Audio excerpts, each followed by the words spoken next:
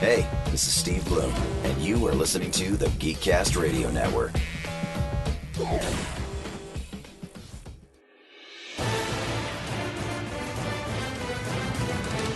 You're listening to Geekcast Radio on the Geekcast Radio Network.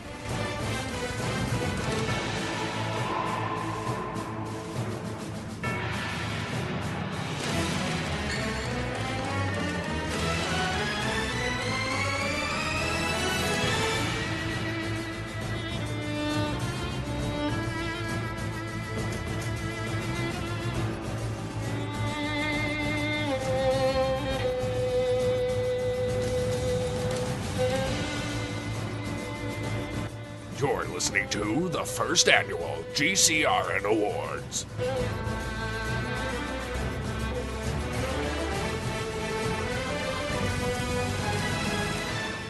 Hello and welcome to Geekcast Radio. This is episode 60 and it is time to reveal the first annual GCRN Awards. I am your host, TFG and Mike. Joining me is Steve Megatron. Hello. Hello. And Muir Dan. Hello. How's it going? Yeah, we all three of us framed Optimus Solo and sent him to jail, and now this coming Friday, as this episode airs, he's going to come chase after us in a bunch of Need for Speed cars. Oh wait, he hates racing movies. So we are here to reveal the first annual 2014 GCRN Awards. Steve, why don't you give us some background as far as the process? Well, the overall process was a lot of back-end work on the site, but we wanted to kind of, we'd all kind of discussed it last year about putting together our own award show, not really to detract from the current award shows that are kind of going out, but just kind of our own, covering some of the major stuff, of course, like best movie and, you know, the performances and the fights and special effects like any good award show would have, but we also included some geeky ones and some genre specific ones which aren't included in some other award shows. Also adding to the mix of films, we have television, a brief animation one, and of course some Geekcast Radio Awards. There were 5 choices per category, and we kind of just went from there. And the staff voted one particular way, and then, of course, the fans voted another way. And I have to say that the overall voting, we did get massive amounts of votes into the, you know, close to anywhere between like around 100 to 150 votes per category. So there was that. But it was kind of interesting seeing, being that I could see everything behind the scenes, which ones were getting knocked off the top and which ones were neck and neck and which ones aligned with our votes. Very cool, very cool. Dan, you want to talk a little bit about the process that you and Kevin did for the movie award section of it? Yeah, sure. Basically, the way we handled the movie section was we came up with the categories. We know we wanted to highlight movies in general, but also, like Steve mentioned, have some genre-specific or specific categories that would allow for geek-centric movies to take center stage. And what we did is, as we came up with the categories, I picked my choices for each category, and Kevin picked his. And then we put them together. And if there was a match, we then obviously chose that one.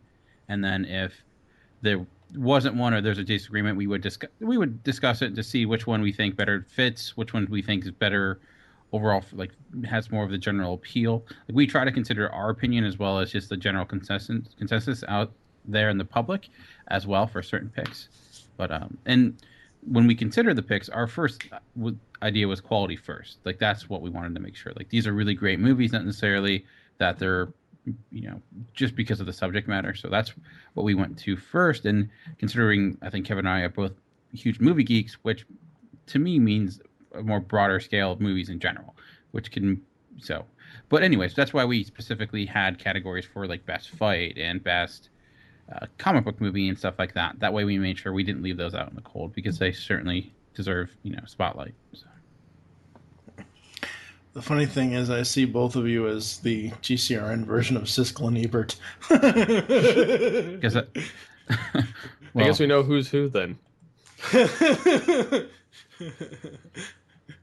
All right, so how are we gonna reveal these, Steve? Well, before we get into that, how I kind of, because myself and Mike Powers went and selected the TV categories. We each kind of set up certain categories and then threw shows in there according to. We tried to include some popular ones as well as favorites to kind of mix it in there a little bit. Like he would choose two and I would kind of choose two, but for the separation of the categories kind of help split it up a little bit more. Because like for instance with the TV leads or the having the drama, comedy, sci-fi, all those different things. The intros I admit is a little lackluster. It was more so a space filler. Just getting that out right now. But I'm not surprised by what won in there in the slightest, with a close second for another one. So and then as far as the GCR and stuff, those somewhat had me surprised, and then other ones did not. So it was quite interesting seeing how that all played out. But what was your original question again? How are we gonna go about revealing these? Are we gonna go each category, or Yes. I mean, we're going to go each category right down the line in the exact order that it was on the site. And I will preface this with saying that you will not have to click through 26 times like you did for the voting. I will also be changing that structure next year when we do this again, hopefully, and with a little bit better process in place.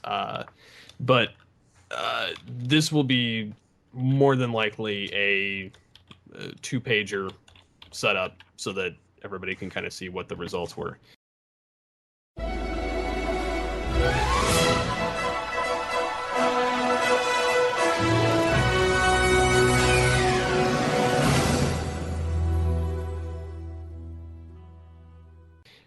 So getting into the first one, we have, of course, the best movie category. Best movie. So the winner here, kind of close to some of the other ones, for the fan vote was Gravity, followed by the staff vote of Her. Opinions? Well, not super surprised considering the choices that we gave. Like Gravity is, of all the choices, the most financially the hugest success. I am surprised that though in second place it looks like Wolf of Wall Street was in second place, which is a little surprising to me. Actually, no, I think I'm incorrect. no, that was in fifth. Second place was 12 Years a Slave. I was looking at the number of votes. No, that Yeah, that's the number of votes, Mike. so yeah. Oh, I put them in order as far as where they were on the graphic. So okay. So that's surprising. I mean, Gravity is a spectacle for sure. It was one of the biggest hits of last year. One of the few films in the top 10 of financially that wasn't based off a franchise or so. So, and it was critically acclaimed as well. So, not too surprising for me. Mike? I don't know.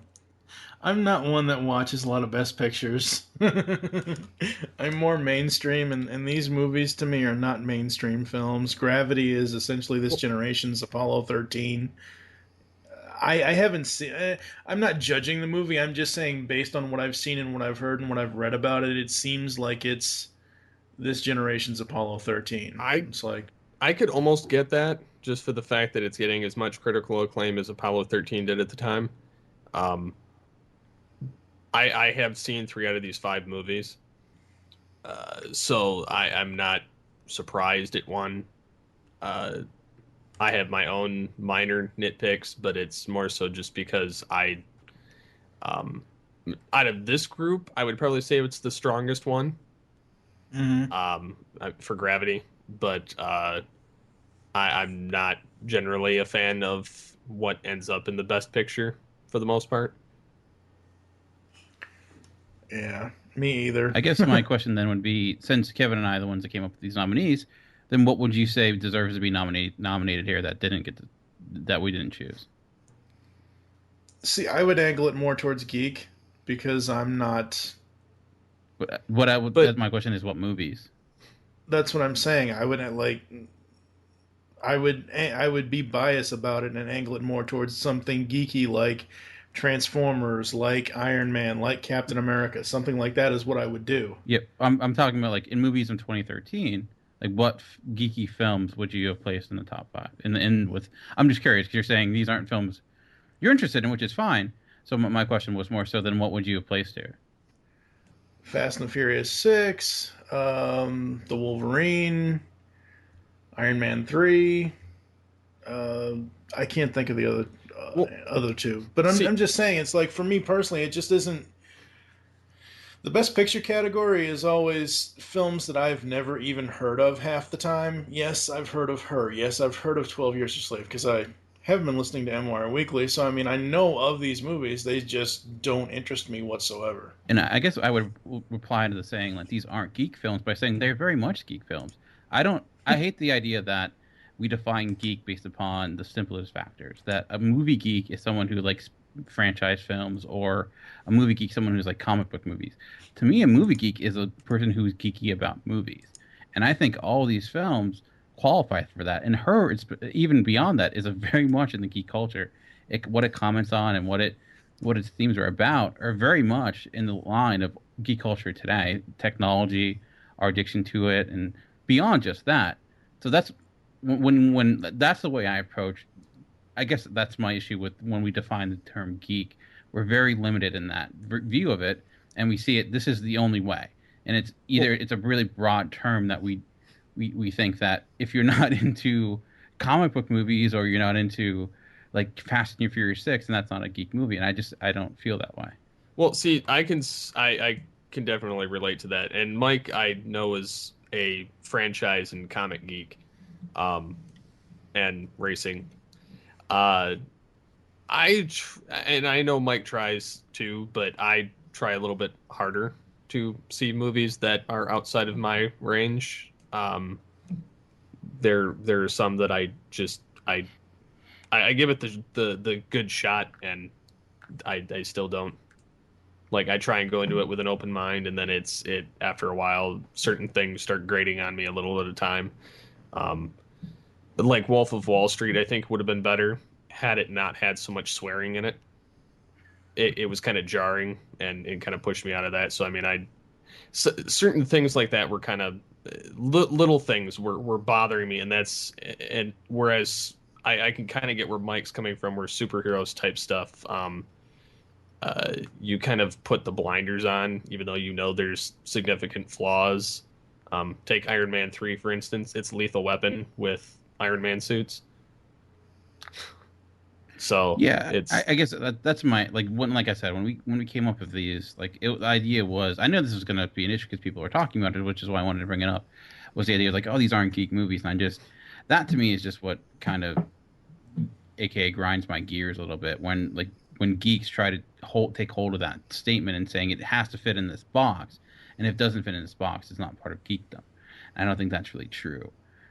So that's my only issue. I mean, if you don't like these movies, that's fine. I mean, apparently there was a great deal of people out there that did like these movies, but when we try to come up with the category, like I said, our idea was quality first. We weren't going to put something here just because of subject matter. We weren't going to put an Iron Man 3 here because it didn't deserve to be.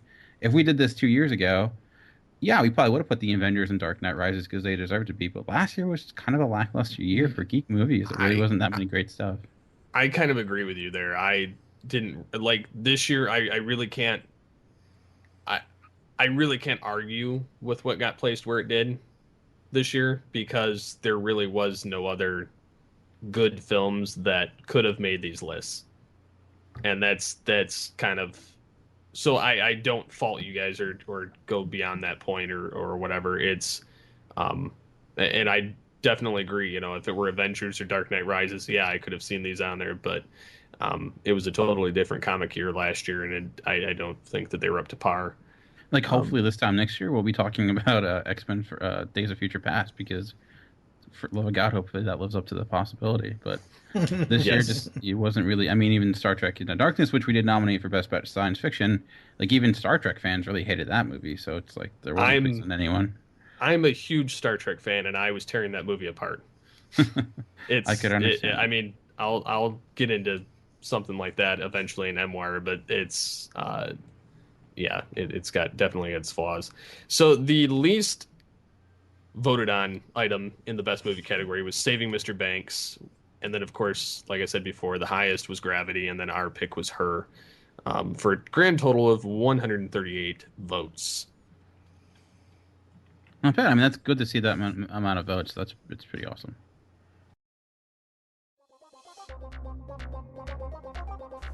Best male performance. So jumping into male performances, we have the nominees of Tom Hanks as Captain Phillips. We have the I cannot pronounce his name. Chiwetel Ejiofor. I'm glad you're here. For 12 Years a Slave, Joaquin Phoenix in Her, Matthew McConaughey in Dallas Buyers Club, and then Oscar Isaac in Inside Llewyn Davis. And the winner of this category for the voter end was Tom Hanks and Captain Phillips for a grand total of 33 votes. And the staff pick was Joaquin Phoenix in Her. And then, of course, the lowest voted on item or nominee was Oscar Isaac and Inside Llewyn Davis for 13. So it's a grand total of 121 votes here. That's kind of crazy because like 5 votes separates the third place finisher with the first place finisher with Tom Hanks. With McConaughey was only 2 votes behind, and then Chiwetel was only a few votes after that. So that's kind of crazy. He just lost. So McConaughey might have the Oscar, but Tom Hanks has the Geekcast Radio Award, which honestly, what's more important. So now I will say that it was kind of neck and neck between Matthew McConaughey for a while and Tom Hanks on the voting as I was checking it. So it was kind of interesting watching it kind of climb higher.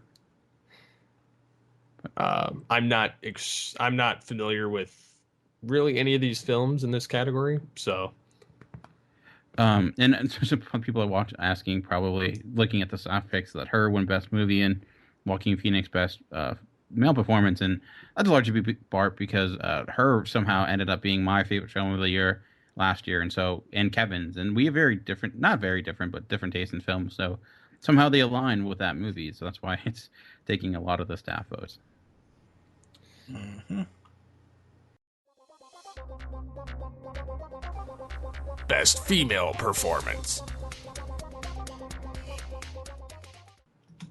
Female performances, we have the winner of the fan vote being Sandra Bullock in Gravity for 36 votes. And the low-end vote was Olivia Wilde in Drinking Buddies for 16 votes. And the staff pick was Amy Adams in American Hustle. That kind of surprises me, considering that neither Dan nor Kevin really cared that much about American Hustle, as far as I can remember. We both liked it. And Amy Adams was my favorite female performance of last year.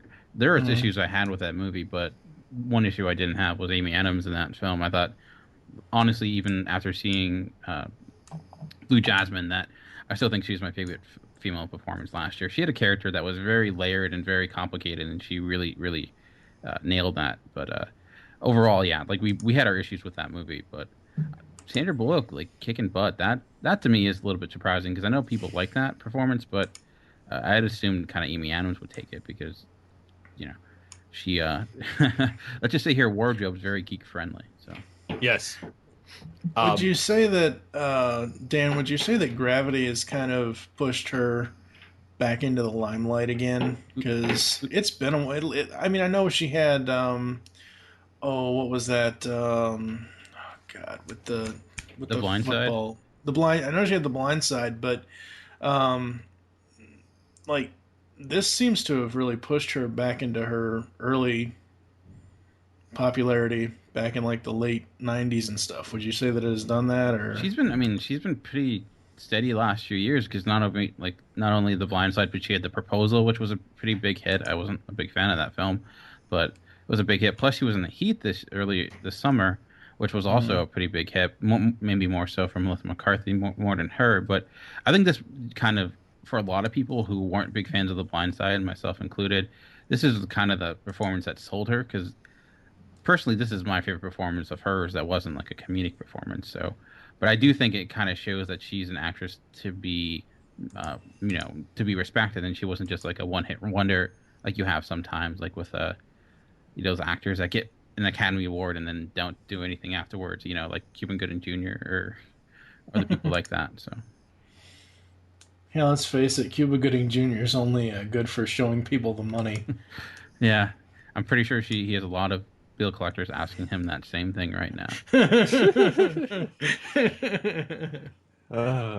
But yeah, I can kind of see why everybody voted for Sandra Bullock though in Gravity, because she did do quite a wide range of emotion, and she pretty much carried the whole film. Yeah, it was pretty much her. I mean, there was little for her to rely on besides just herself. So, there's something to be said by those. Yeah, so I mean, I can see where she got as much acclaim as she did, but my vote was Amy Adams. So, moving on to the next category, we have the best fight action sequence. Best fight action sequence. No surprise to me, the winner of this is the Pacific Rim battle. Yes, the infamous Jaeger versus Kaiju Tokyo battle. Yes, with a grand total of 38 votes, and it's pretty much neck and neck for the rest of them.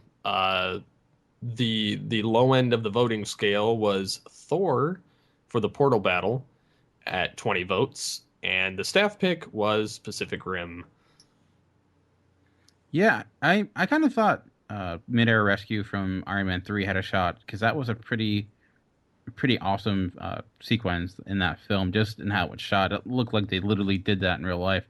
But for like probably one of the most, if talking about a bad geek year for movies, one of the big geek highlights was Pacific Rim. I know not for Mike, but a lot of people love that film, and the one moment people go to the most is that famous Tokyo battle. It looks fantastic. It's a lot of fun. A little bit of humor thrown in, and just big robots fighting big monsters, and it looks fantastic. Can't really ask for more for a summer blockbuster. So, let's clarify something, people. Humans in giant robots. It's G.I. Joe all over again. No, it's Power Masters or Headmasters.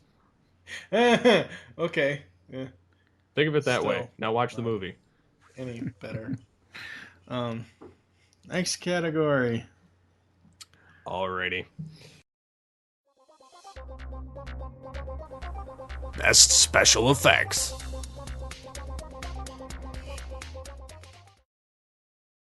The next category we have is Best Special Effects, and with a resounding almost 25 plus, it's not 25 plus, but it's almost that way, vote, it wins at 50 votes, and that is Gravity.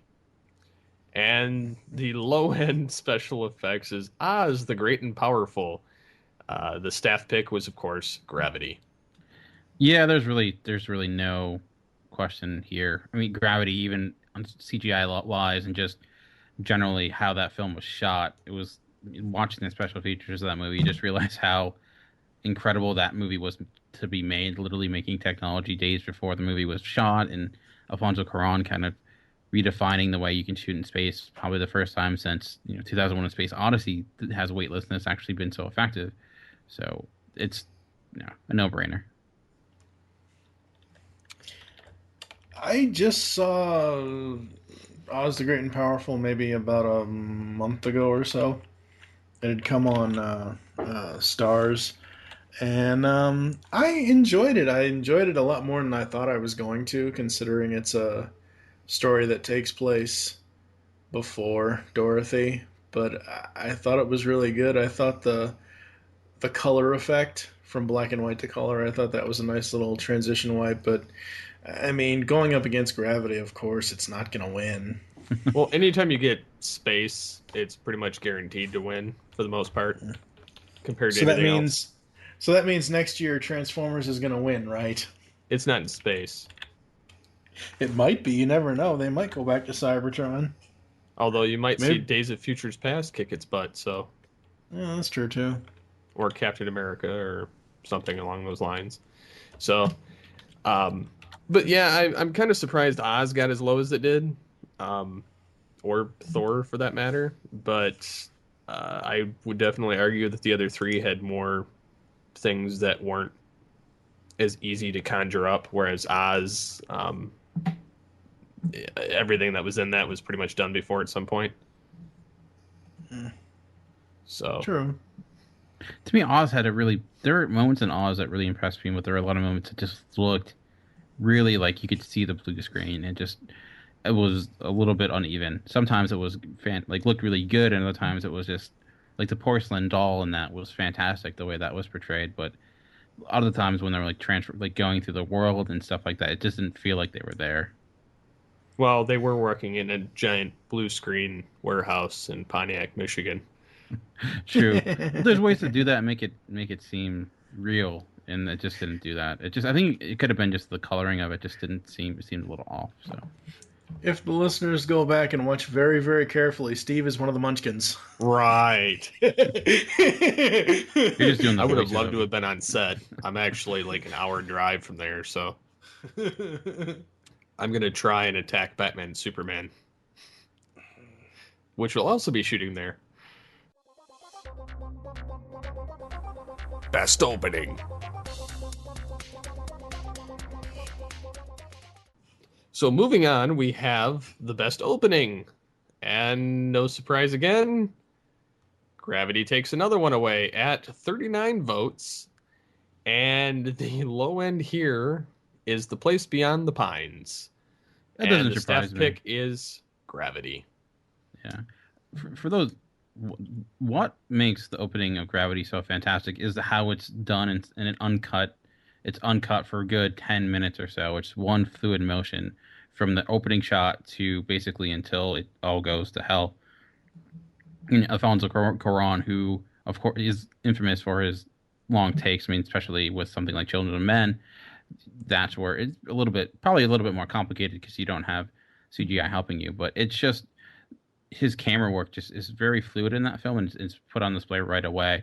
And how it opens up with just the Earth, and it holds on that, and it allows it like the shuttle to quietly and quick and slowly come into play, and then allows everything to play out. I think it's a moment that to me sold the film immediately and let you know that this was not just going to be your typical, space adventure.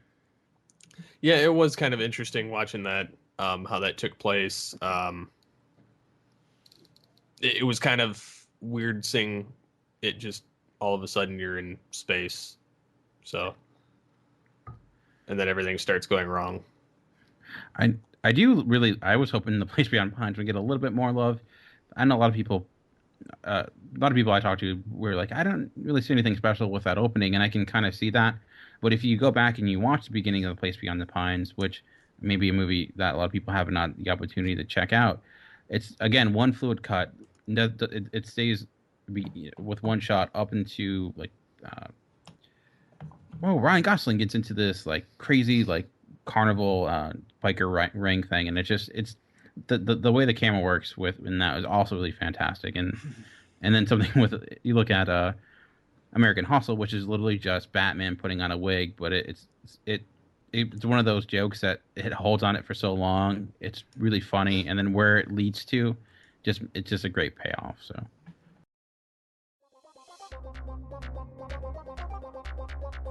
Best ending.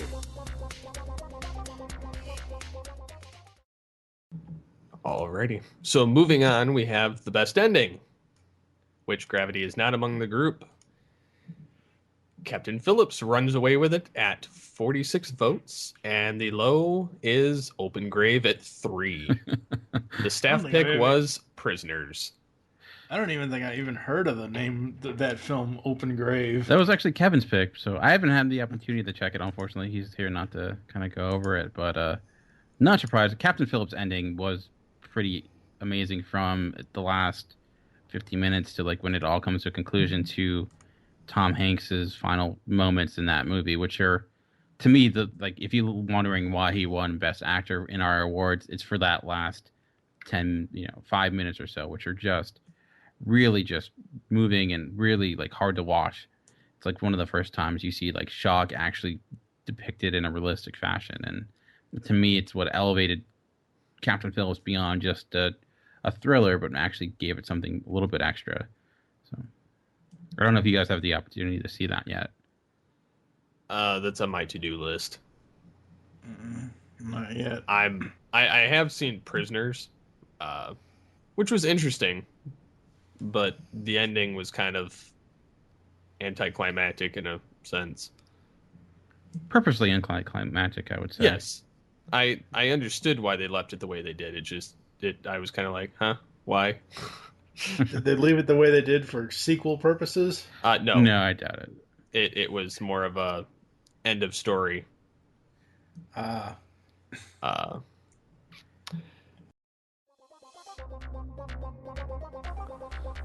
Best animated film. So More moving on to the best animated film.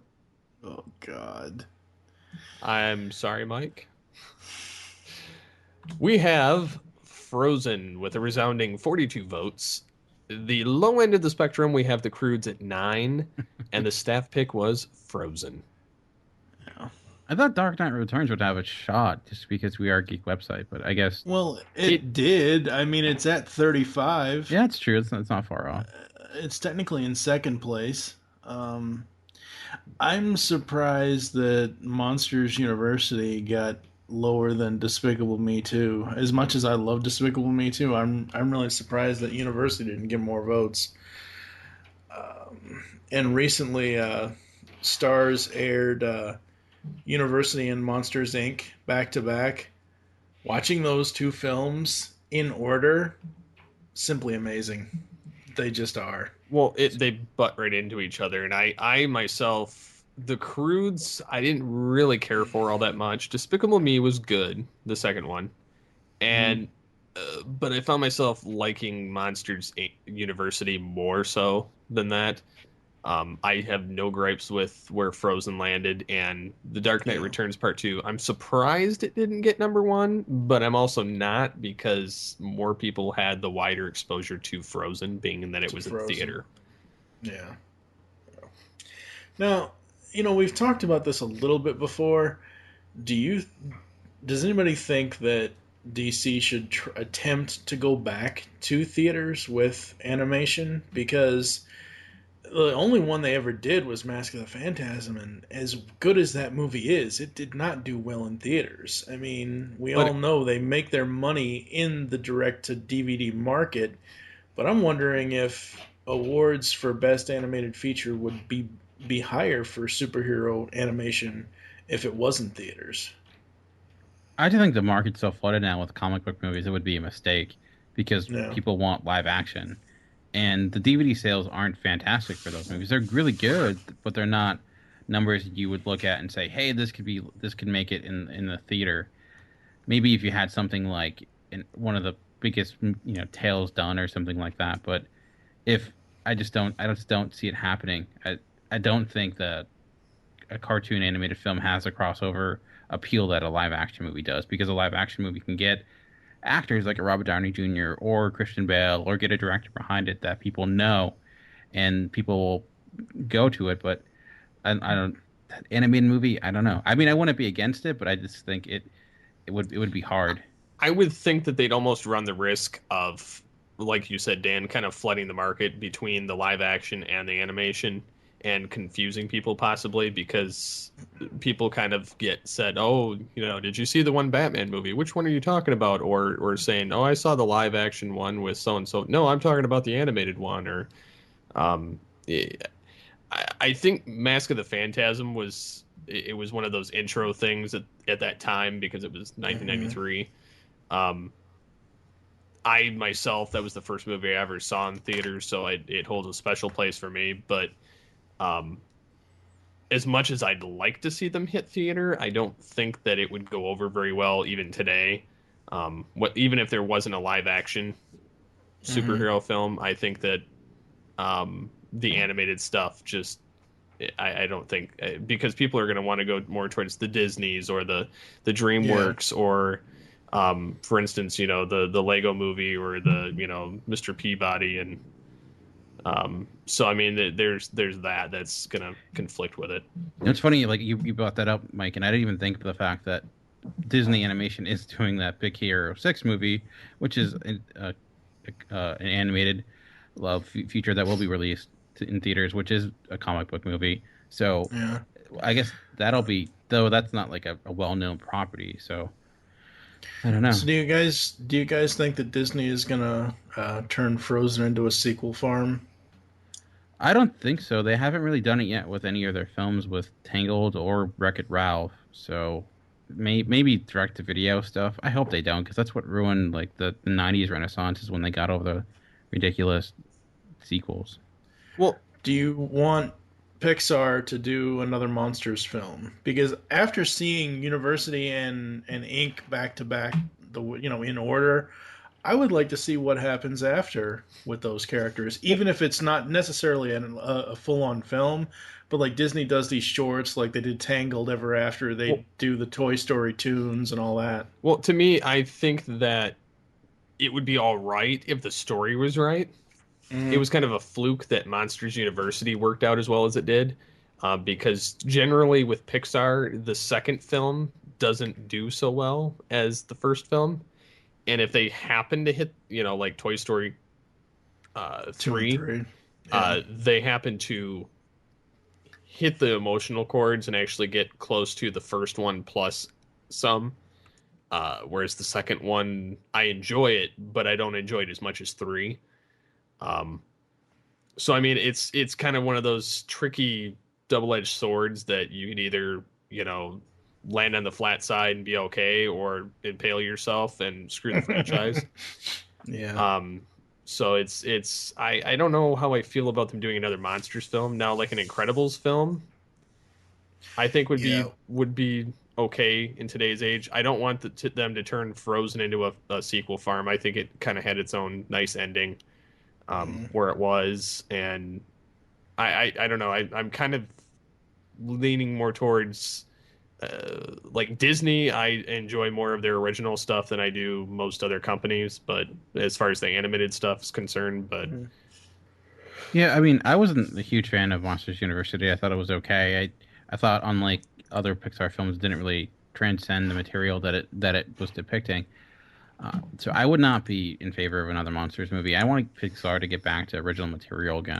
I love to see them stop doing sequels, though an incredible sequel would be acceptable as long as Brad Bird was behind it. But I don't know. I'd rather just see them get back to new original ideas, because I kind of miss that from Pixar. Well, what I've read is they're saying about every 3 years they're going to do a sequel. Yeah, but like every year they're planning on doing an original project. I know that I've heard rumblings that there's a Toy Story 4 in the works, which I think is a mistake. Because 1, the actors are getting older, and 2, it's just I think they kind of wrapped it up nice in 3. There's no need for another one. Yeah, I agree. Finding Nemo, I can kind of get the second film because it's been years later, and the story's supposedly right. Which again, that's the same thing with Incredibles 2. If they were to do it, I think that the story needs to be right. I don't think that they need to just make it to make it. Agree. So I think we'll move on to the best comic book movie. Best comic book film.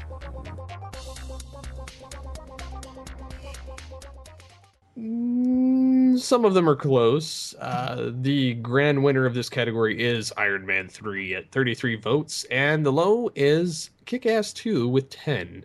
The staff vote was Iron Man 3. Yeah, See, I'm surprised everybody does like that movie. I'm surprised Kick-Ass 2 got 10 votes, honestly. Literally, we nominated every comic book movie that came out last year. Yep, all five. Yeah, all five. It wasn't a big year. Though I thought they were all solid films. I mean, Kick-Ass 2 aside, but I think Iron Man 3 winning is legitimate. So I just rewatched Thor: The Dark World, and the more I watch that movie, the more I really dig it. But yeah. Yeah, I'm gonna have to watch it again. The first time I saw Thor, even with Brian Tyler's amazing music, because I listened to the music before I did the movie, and I don't know, it was just one of those things. And I watched the movie and I'm like, oh, I've seen this before. Huh. More of the same themes, blah, blah, blah. And so I'm going to have to go back and give it another try and see if I enjoy it more. Iron Man 3, everybody always, rags on that movie. Oh, this is not the Mandarin. And I was even one of them with the whole Mandarin swap, because that wasn't the Mandarin that I knew, but I understood what Shane Black was going for there. He was going for the Marvel Universe, Cinematic Universe's own version of the Mandarin, and they basically had two versions. You had the classic, the way he looked with Ben Kingsley, and then you had kind of the more modern with Killian. Everybody complains, oh, he's not in the suit enough. He's not in the suit enough, and oh, it's just it's just another Iron Man 2. Iron Man 3 takes place after Avengers. It's Tony Stark is psychologically damaged. Anyone would be if he went through a wormhole into space. And he used to be a drinker, so Yeah, the dude is, like I said, he's just not there in this movie. He's out of it half the time, and by the end he does come around. What I liked about Iron Man 3 was, if I was gonna probably pick a suit that I really enjoyed the most, it's probably the Mark 42.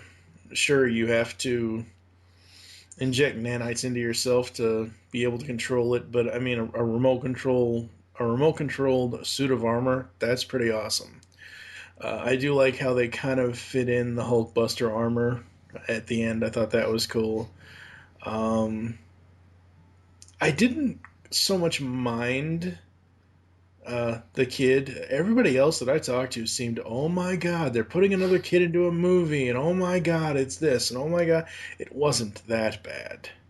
Yeah, I had no issue with that kid. I thought it could have been a lot worse, and I kind of like the fact that they had the opportunity to kind of get melodramatic, but in a way kind of made fun of it. And Steve, I know you talked about how Iron Man 3 was very much influenced by the 80s action comedies like Lethal Weapon and 48 Hours and stuff like that. Which done by the guy that did some of the Lethal Weapon. Yeah, it's someone like Shane Black who wrote Lethal Weapon, and he directed Kiss Kiss Bang Bang, which is the movie that kind of relaunched Robert Downey Jr. And I like that, actually. I like taking. I mean, I think those homages are blatantly there in there as more of like a respect. And I liked how he was out of the suit, and it had interesting action set pieces, like we talked about the midair rescue. But I also really love the one gunfight, which he's possibly partially armored. And you talked about the Mandarin. Well, I don't know if you guys saw the most recent Marvel one-shot that's on the Thor Blu-ray, All Hail the King. But without giving spoilers away, those who are complaining about the Mandarin, all I say is check that out, and you might change your mind. No, I mean I kind of agree with, like, I've seen all of them. Man of Steel, I enjoyed it, but not to the degree I did some of the other films. Thor, I'm not a huge fan of Thor, although I would argue that this film is better than the first one. Kick-Ass 2, while enjoyable, is a shut your mind off kind of movie. I wouldn't say that it's a good movie by any means, but it was kind of fun to watch, and I say kind of. It didn't have this. Sorry.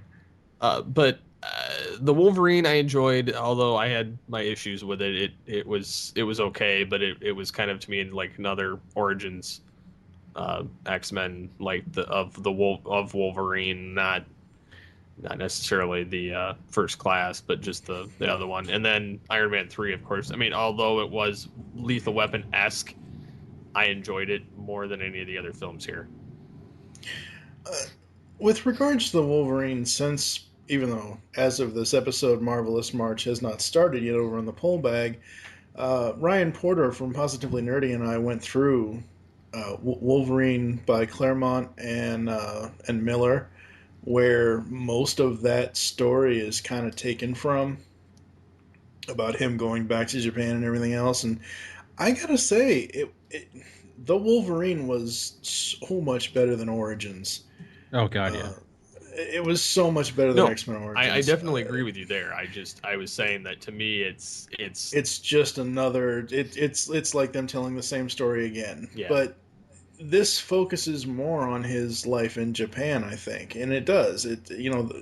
X-Men Origins was a rehash of X2 with him going back to Alkali Lake and all this and all that. But it just the Wolverine, it was so much better done. That being said, I don't know if I could rank these films like best to worst from my own personal taste, because I enjoyed each of them, minus Thor, which I have to give another shot to. Thor, and I will never watch Kick-Ass. I will never watch that movie. It's all right. The first one is much better because it understands that it's a satire. The second one I don't think does, and it's not done by Matthew Vaughn, who directed the first one and directed X-Men First Class, and you can tell because it feels less important and kind of in on its own joke. Yeah. Everyone complains about Man of Steel, and oh my god, Superman should be paying more attention to all the devastation he's letting being caused. And this, what I liked about Man of Steel was how they told the origin story in flashbacks. I liked that approach more, and it gave me more of a mystery as to who Clark really is than just going straight forward like the original Superman movie did. I mean, I like that. I like the original 1978 Donner film. Um, but I'm glad they didn't just do that again here, uh, to be able to tell his origin. Everybody says, "Oh, Pa Kent got killed by a tornado." Well, what's more devastating to a child? Your father collapsing in the middle of a field from a heart attack, or being swept away by a tornado? I would think a tornado would be more devastating. Yeah, but I guess the issue is that the idea of I think that's kind of the issue with it, though, is that it has to be something so grand when having it something more small and intimate is more powerful, because it's even like the power of Superman can't stop death from happening to someone. So, Right. I mean, I liked Man of Steel. I gave it a pass. I didn't love it. I didn't really hate it. Like, I know a lot of people have. It's one of those. That's like I think the common thread with a lot of the geek films last year is that you have a people that love them and you have a huge amount of people that hate them. There wasn't really one universally loved geek movie, except for maybe Pacific Rim. It comes to the closest, but everything else has factions on both sides. The other reason why I enjoyed Man of Steel is I enjoy it for what it's potentially going to set up in later films. Potentially is a good word. Yeah, well, that's because they have this whole versus thing, and that's a topic for another day. Yeah. But no, that's a topic for another day. But I'll say this: I wish they wouldn't have announced that, and wish they would have just gone with a true Superman sequel,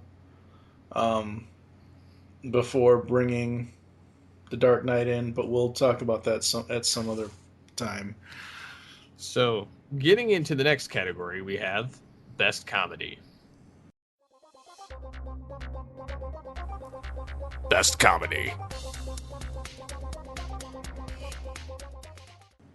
And this one has been kind of neck and neck, and this is the one I almost had to have the staff vote on, but thankfully the voters voted. We have This Is the End at first place, with a close second being The World's End. And then our low bottom feeder of the comedy department is The Heat at 12, and the staff pick is This Is the End. I'll say this right now, and then I'll let you guys talk. I'm not a fan of current day comedy films anymore. The last 2 or 3 years, every time I see a trailer for a comedy film, it's like, yeah, I don't care. I don't know what it is. It's just, I guess comedy and film has changed too much for me that I'm just not interested. I just don't find it funny anymore. I don't know. I don't know. I don't know what to tell you. But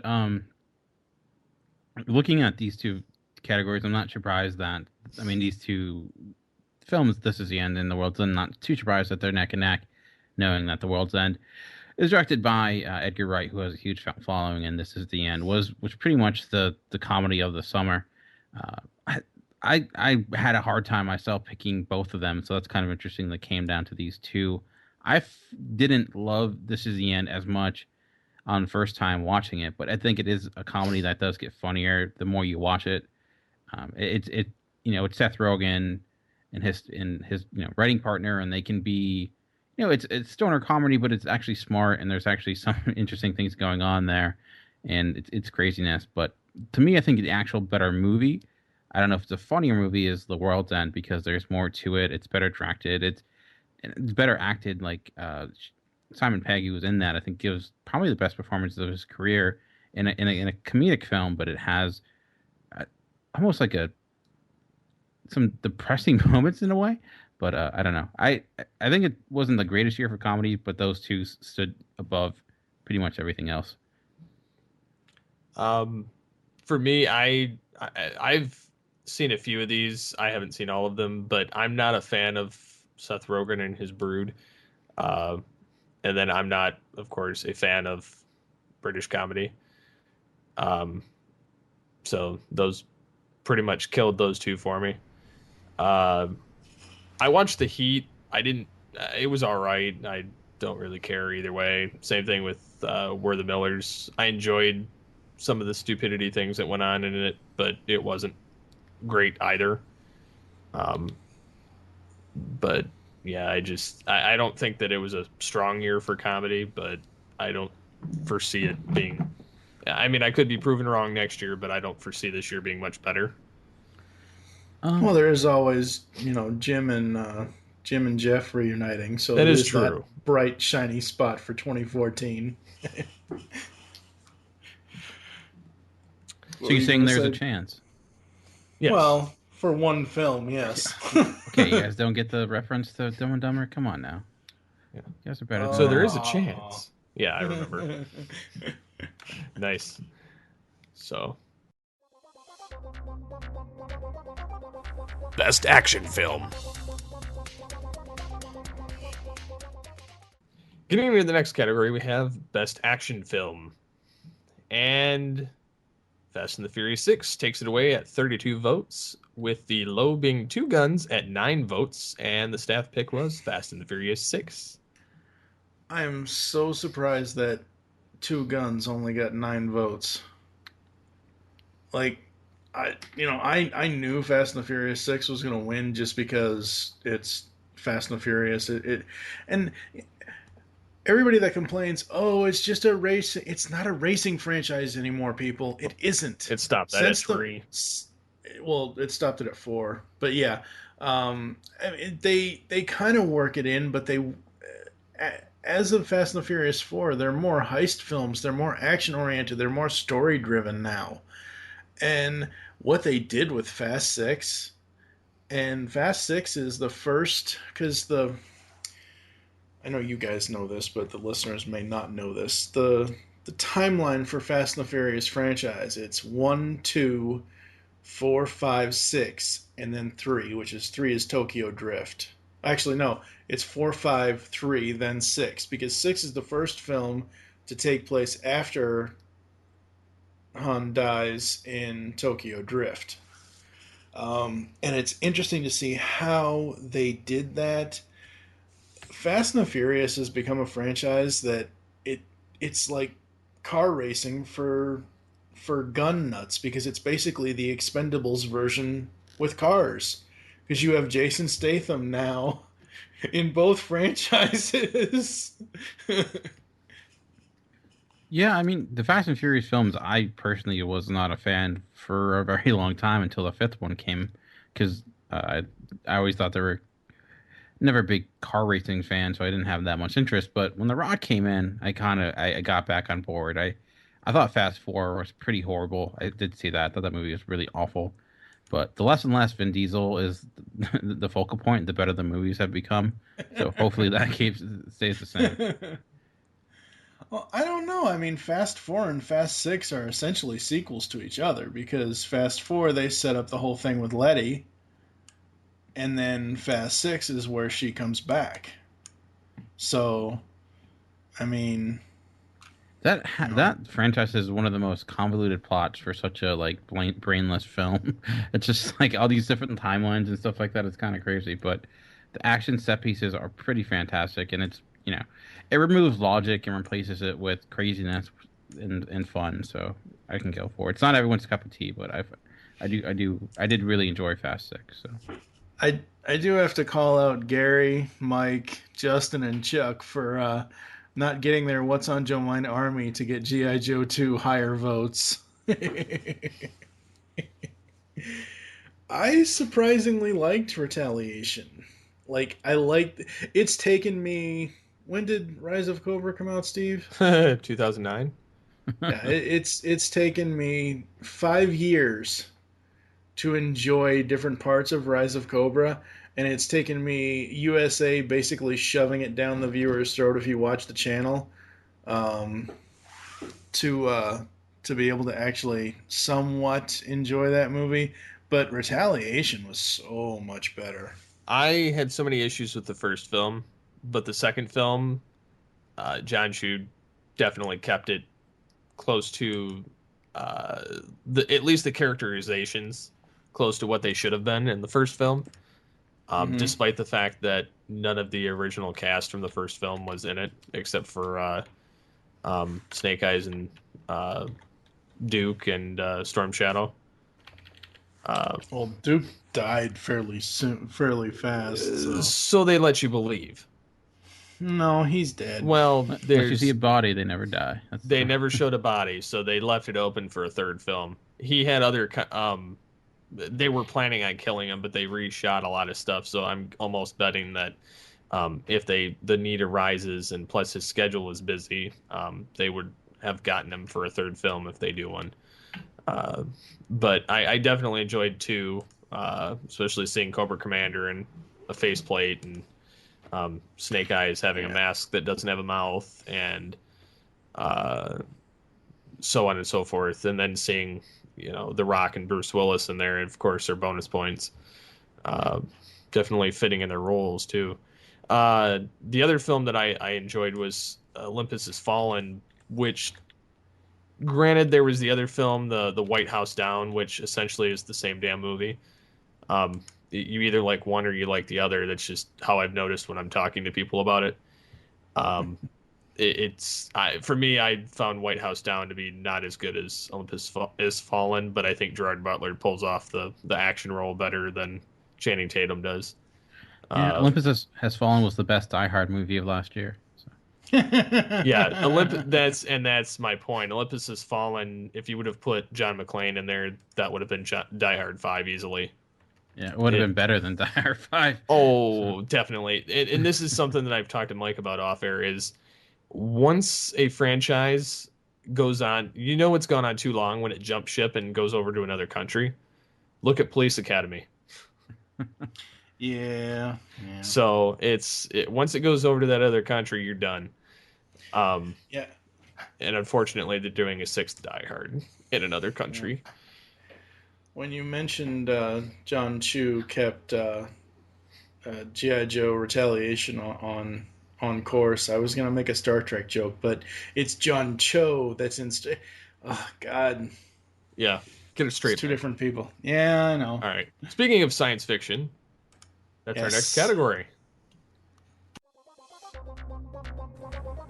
Best Sci-Fi.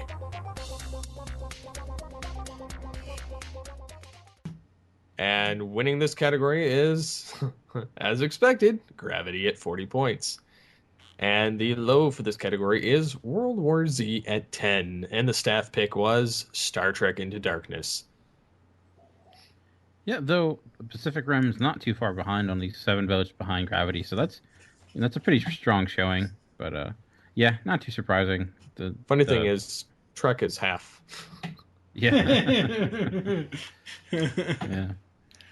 As someone who had not seen the original Wrath of Khan before seeing Into Darkness, I went into Star Trek 2 fairly fresh. There were several plots that there were several parts of the plot that I didn't really care for, but the effects in that movie, I mean, 21st century, seeing the Enterprise underwater and come up out of the water, that was awesome. Oh, come on. No, you can't. No, there's no way physically possible for that ship to survive underwater. It couldn't in the original, and it couldn't here. Like, there's no, don't even get me started. I will tear this film apart. I'm not saying it's possible in the I'm plot not saying of it's the movie. not cool. It bothers me because from a scientific standpoint and from a Star Trek standpoint, there's no freaking way it could ever be underwater or get in. It could float barely in the atmosphere like the original Enterprise did, but there's still there's so many issues with that film. I love it because it's Star Trek, but I can pick pieces out of Space Seed and all 10 previous Star Trek movies, and place them into this film. Yeah. That's how many plot holes and used devices that are just haphazardly thrown together, and that's why I say that writing duel of Orsi and Kurtzman should never do a sequel of any franchise. Yeah, I think they should have, like, instead of paying homage to Wrath, they should have just done a continuing adventure, something else other than what they did of this crew. You got the first movie in 2009, sets up the new crew and the new cast members perfectly. All the roles are very well filled as far as the old roles, and I just wish that they would have done something a little bit differently. Do I dislike it because it's Wrath of Khan? No, because I didn't have any prior knowledge, or I had never seen Wrath of Khan until after I had seen this. But I'm really interested to see what they do with the next film in the franchise. Yeah, I mean, I'm not a Star Trek fan, so I really, I did see Star Trek 2 before I saw Into Darkness, but I mean, the blatant or homage or the kind of the ridiculous homage aside, my bigger issue was the fact that 90% of that story took place off screen. It was pretty much telling you everything that was happening, and nothing was really shown to you. And I thought the Khan character was completely wasted and had very little pointer. I just thought it was just an opportunity that they didn't take advantage of. Well, go ahead. I was going to say, but I mean, there were fun moments. I mean, I did think Cumberbatch's performance for what he had was good, and I do like those characters, and I did like the certain action sequences were well handled, and special effects were well done. But on a story standpoint, like you said, Steve, it had some major plot holes, or like I said, or just simple things just happening for me for no apparent reason, just because they're just happening. So. Well, like the whole, and I'm sorry if this is a spoiler, but it's been out over a year now. The plot device of Khan's blood, which came into play, and I'm like, well, gee, I know what they're doing with that at the end of the movie. And the whole aspect of the swapping of roles and then saying, this is what you would have done, and this is what you would have done. That was just sloppy writing. And like the phone a friend to old Spock, which was kind of ridiculous. That was sloppy too. And just like it, forgot what I was gonna say. And then the plot device of Khan's blood being this magical elixir then becomes an issue, because then it's like, well, then you just cure everything, mortality by using this blood sample that can pretty much cure everything. So I don't know. It like you said, there was some sloppiness going on there. I didn't hate the movie. I still liked it, but compared to the 2009 film, I thought it was a letdown. Yeah, and I also think that they could have made Khan's character stronger, and this is what I talked about with Mike Powers too, off air after we watched it. That it would have been much better if they had not had him turn evil because he's evil. They could have reinvented the character and had him hating Starfleet specifically for the fact that of what Admiral Marcus did to him. Yeah. And then that would have been his reason and vendetta and everything, which was partially it. But then he turned into this crazy tyrant. So you feel more sympathetic on the one end, but then they also flipped it and mixed the original story with it. So it kind of, I think it would have been okay one way or the other, but not both. But I'm, again, not surprised that Gravity walked away on its own from the voters. Yep. So I think we beat this with a dead horse. So Yeah. moving on to best scenes. Best scene.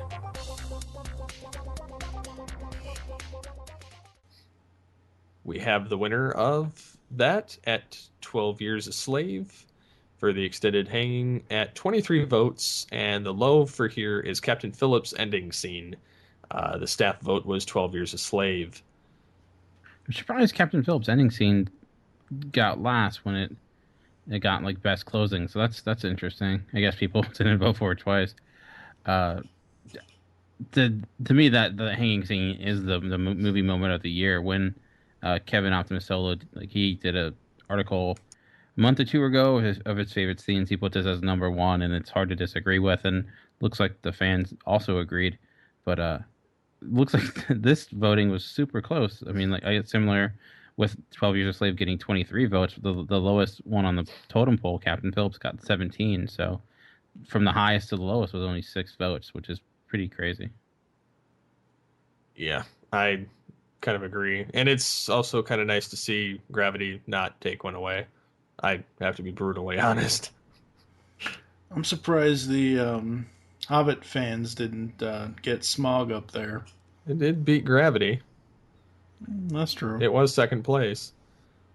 Which that surprised me because there was a lot of people who hated The Hobbit too. So, but there seems like when we were doing Empire, there was a lot of huge fans of it. So, it seems like there are fans of that franchise. So, I was a fan until they started doing the prequel trilogy, and then I had no desire to watch it again. yeah, I would. There's no need. I mean, I've enjoyed the Hobbit movies, but they're a huge step down from the first 3, and there was no reason to make them into 3 movies. It easily could have been 1 or 2. It was, Yeah, well, that's kind of jumping on the same bandwagon as like the Hunger Games, Harry Potter, Twilight, where they split the last part of the book or last book itself into 2 films just to make a cash cow. yeah, I think with Harry Potter, it actually made sense because those last 2 movies, I think, were actually good. Unlike, and there was actually a lot there to cover. So I think in essence, it works for Harry Potter, but pretty much everything else that's copied it. I don't know about Hunger Games because we haven't got there yet, but like, Twilight, of course. I don't know why that needs to be 2 last films for 1 book when there's barely any writing in the books to begin with, or like The Hobbit, which is a small book. It's not a huge book. Making that into 3 movies is kind of crazy. Yeah, I kind of agree with you there. So moving on to Best Hero. Best hero.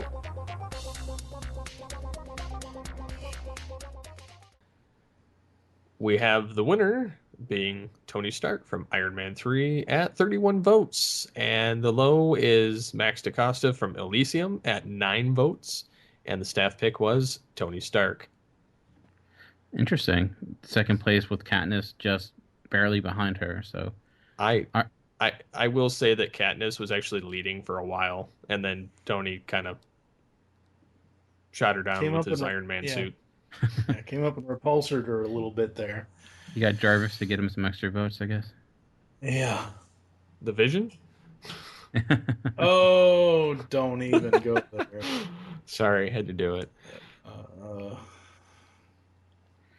I'm kind of glad that Tony won because, as I said earlier, Iron Man 3 wasn't just a superhero movie. It wasn't just a sequel. It was a journey into that guy's psyche. It was, seeing him in the aftermath of if he had PTSD or whatever he had from what he experienced in the Battle of New York. And that's what Marvel is doing so well by setting up this phase one, phase two, phase three kind of thing with their cinematic universe.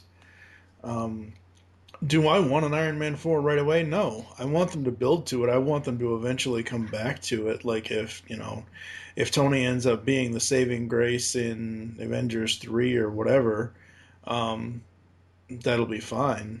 I think we're looking at a recast after Avengers 3 or them writing Tony out for a while. I don't see Downey Jr. or Tony Stark making it to an Iron Man 4.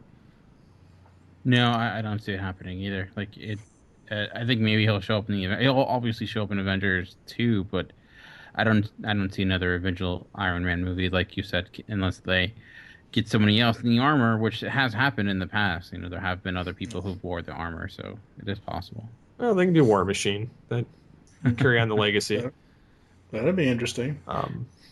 I'm kind of surprised Katniss from the Hunger Games didn't come away too, because there was a lot.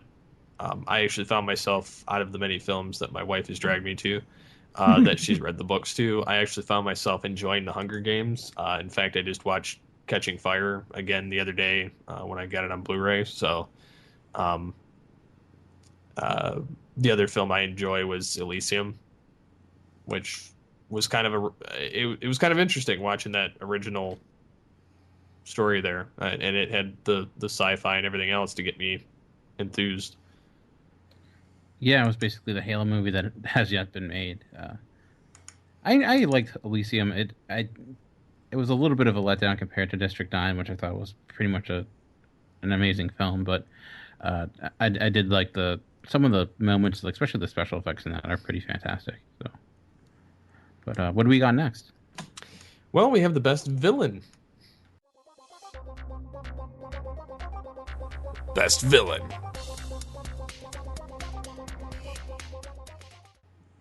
And Smaug from The Hobbit takes it away at 34 votes. And Harlan de Groot from Out of the Furnace takes it away at 11 votes for the low end of the spectrum. And the staff vote was Zod from Man of Steel. Zod was intense. He really was. Like, I don't like Zod in Man of Steel. I dare say was even more intense than Terrence Stamp in Superman 2. Yeah, I mean Michael Sheen's a pretty formidable actor. I like Zod. I'm a huge Michael Sheen fan, so I was maybe my expectations were too high, but it didn't really live up to that. I am really surprised that Smaug won. I guess not too surprised. There's a lot of Benedict Cumberbatch fans out there, and he was pretty amazing in that role. And I don't know if you guys saw, but there was images of Benedict Cumberbatch like doing the motion capture of Smaug, even though he didn't necessarily have to do it. He kind of did it for the voice, and it's pretty hilarious to watch. Though it's interesting to say the least. So, any other comments? Nope. I'm going to. I think that's the end of it for movies. So we're on the TV next. Yes, we're on to TV, and so jumping into that, we have the best TV leads. Best TV leads. Actually, I was kind of surprised at who won in this one. It was kind of a toss-up. Two of them, of course, didn't get much recognition, but I don't think that certain people watched those shows. For the number one, we had Oliver Queen from Arrow at 37 votes. And the low end, we had John Reese from Person of Interest at 3 votes. Second on this one was Raylan Givens from Justified. Third, Agent Coulson from Agents of S.H.I.E.L.D. And fourth was Dean Winchester from Supernatural. And the staff vote was Oliver Queen from Arrow. Mm-hmm. They've done a really good job with Arrow. I know that some people say that season 1 was a little slow, but I really enjoyed season one because Arrow to me is what Smallville was back in 2001. It's a fresh start on someone new, someone that isn't Superman or Batman, even though the Arrow universe is kind of becoming the Batman universe a little bit. Um, because I think what DC is trying to do is, and I may or may not get flack for this, they're basically trying to copy Marvel backwards. What I mean by that is, Marvel set up their cinematic universe, and then they had Agents of Shield, and they're now crossing over between the show and the movies. And I think what DC might end up doing, or this is my own personal, guess here, is that they're gonna start off stuff in Arrow and then go forward with movies as they go along. Well, everything I've read, as far as Arrow's concerned, they are not allowed to even cross streams with the film franchise of the DC universe. It's its own thing.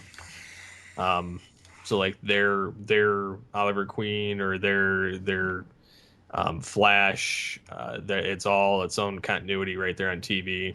It's totally separate entity. I'm in the agreement. I love Arrow. I wouldn't say it's Smallville because Smallville was not as good as Arrow. No. What I'm saying is Arrow season one is now what Smallville season one was when it premiered. Since that's what I'm saying. But he put the suit on in the first season, whereas Smallville he never put the suit on.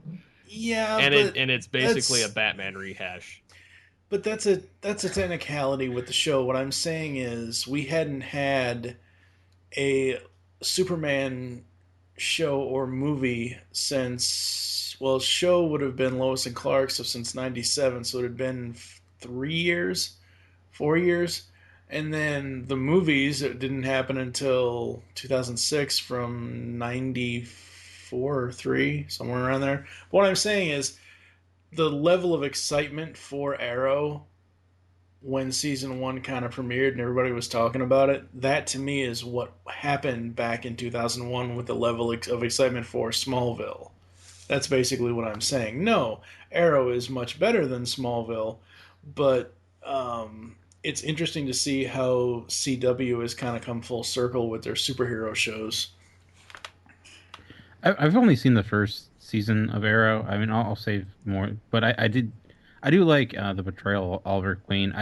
As long as he's Oliver Queen. The only time I had issues with it when they were flashback to his past, and he's like the Oliver Queen before he, is transformed into Green Arrow, and those moments are pretty awful, just because they're just so ridiculous. But as Arrow, I thought he's good, and like you said, he's blatantly trying to be Batman at times a little bit too much.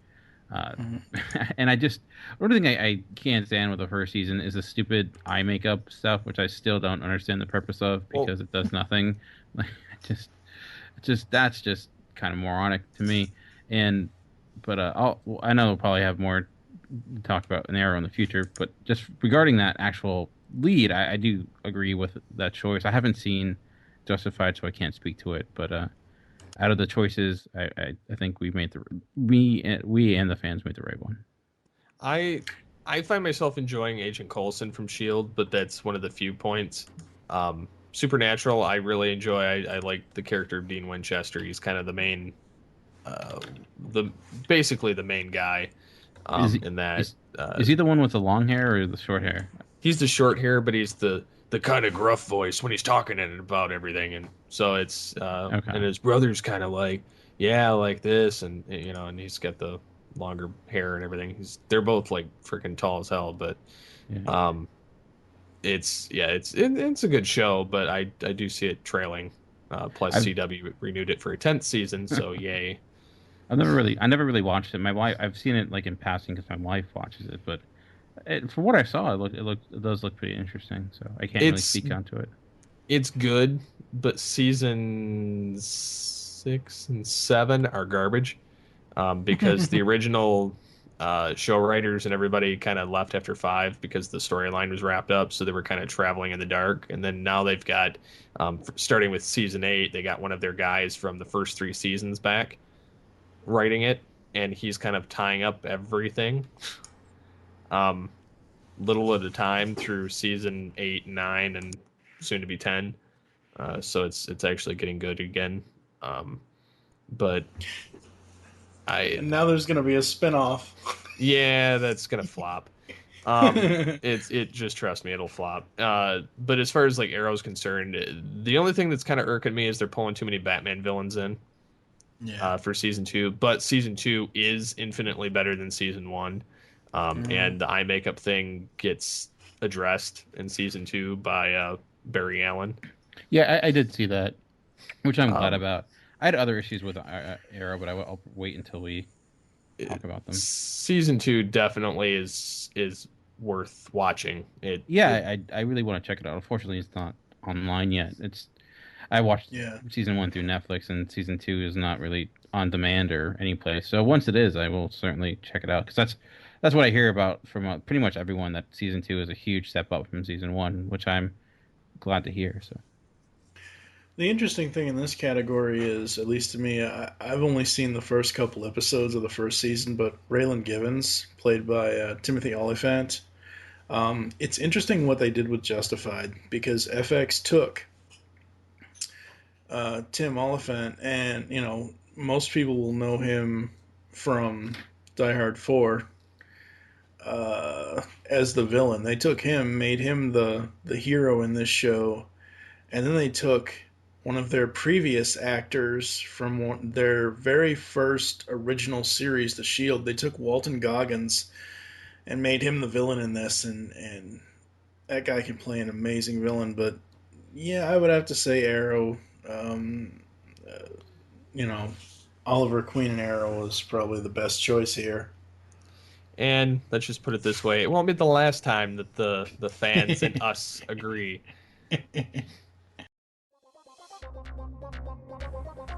Best TV drama. Best TV drama.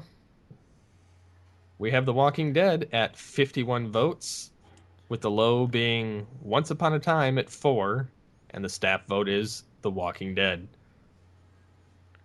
not surprising. The Walking Dead is pretty much a powerhouse. It's like the ratings of it are crazy for. It's getting like network ratings for a basic cable TV show. So, but Justified is not too shabby, and Hannibal, I mean, is up there too. But I know you guys aren't big zombie fans. I know you guys don't really like Walking Dead. I do like The Walking Dead. I don't know if I would call it the best drama on TV right now. Certainly wouldn't say that.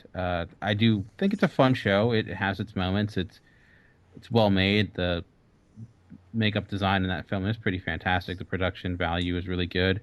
Some of the characters are good, and some of the act performances are handled. My biggest issue with The Walking Dead is how it can either do action or it can do character development in an episode. It can't put both in one episode at times.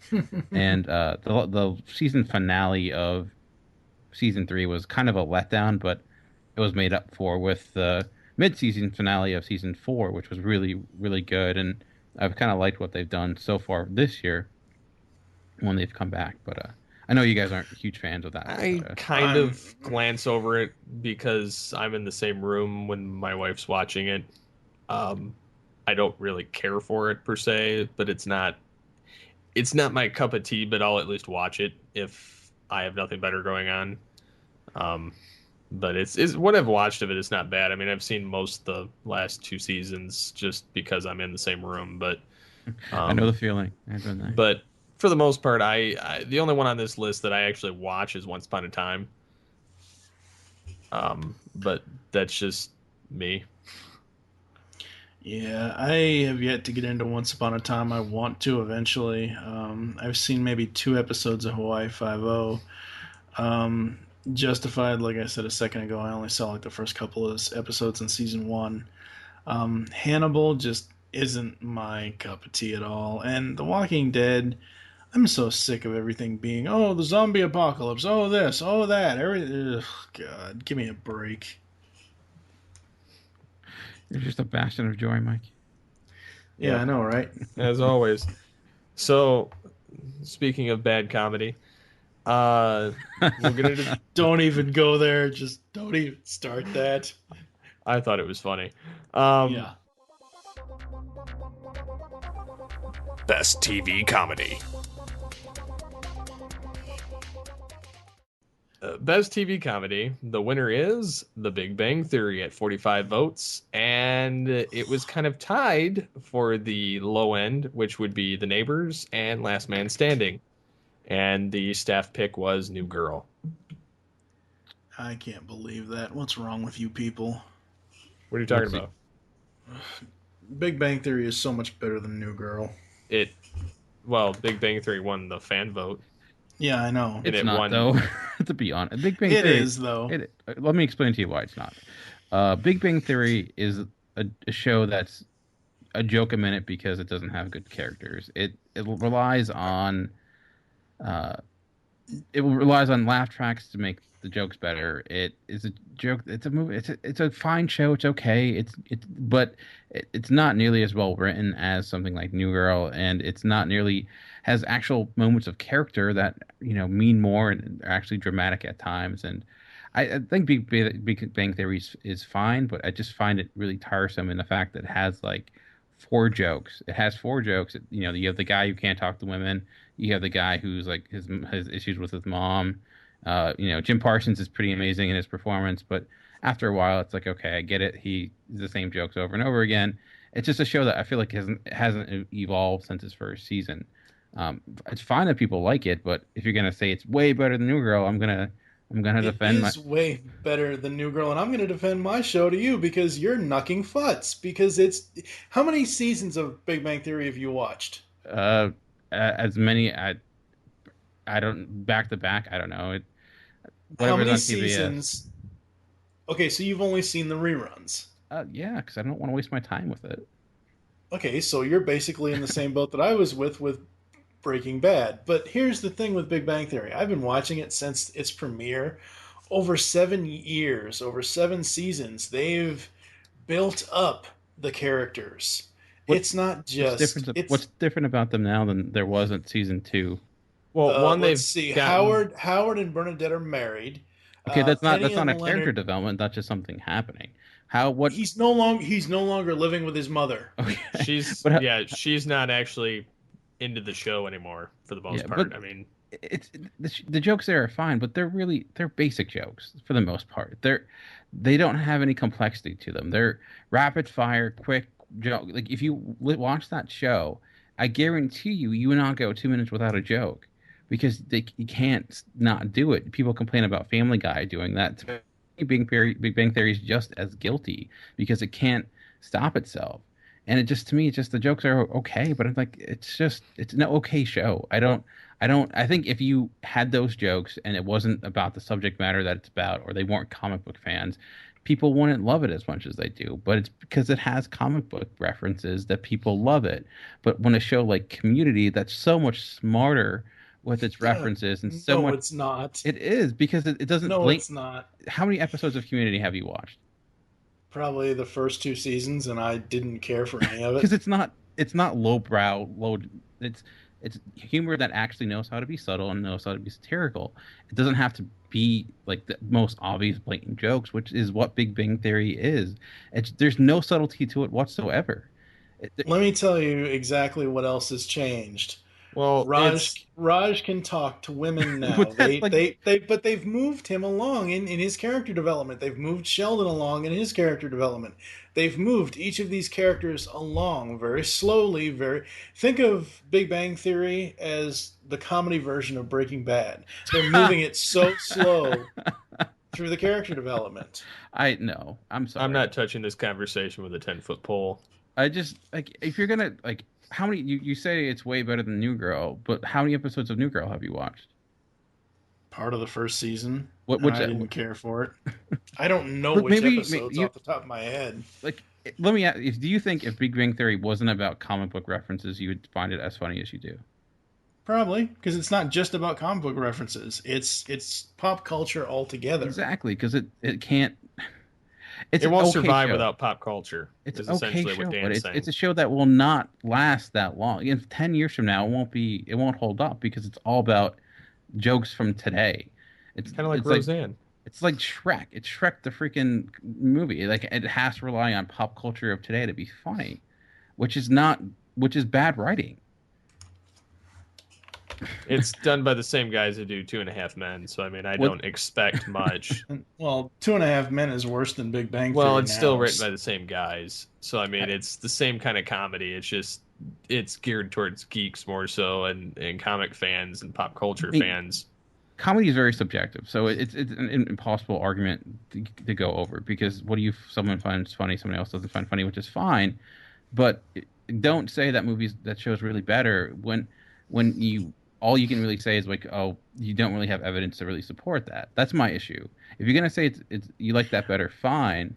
All right, I'll compare it to Community, not New Girl. I'll compare it to Community. I watched 3 or 4 or 5 different episodes of Community, and I did not find a single character funny. The only time Joel McHale's ever funny is when he's doing Talk Soup. But like you were, I don't honestly, Mike. It's I'd be more dry worried if you comedy, found it though. funny because you don't have a good taste. I, Neither do you. Calm down.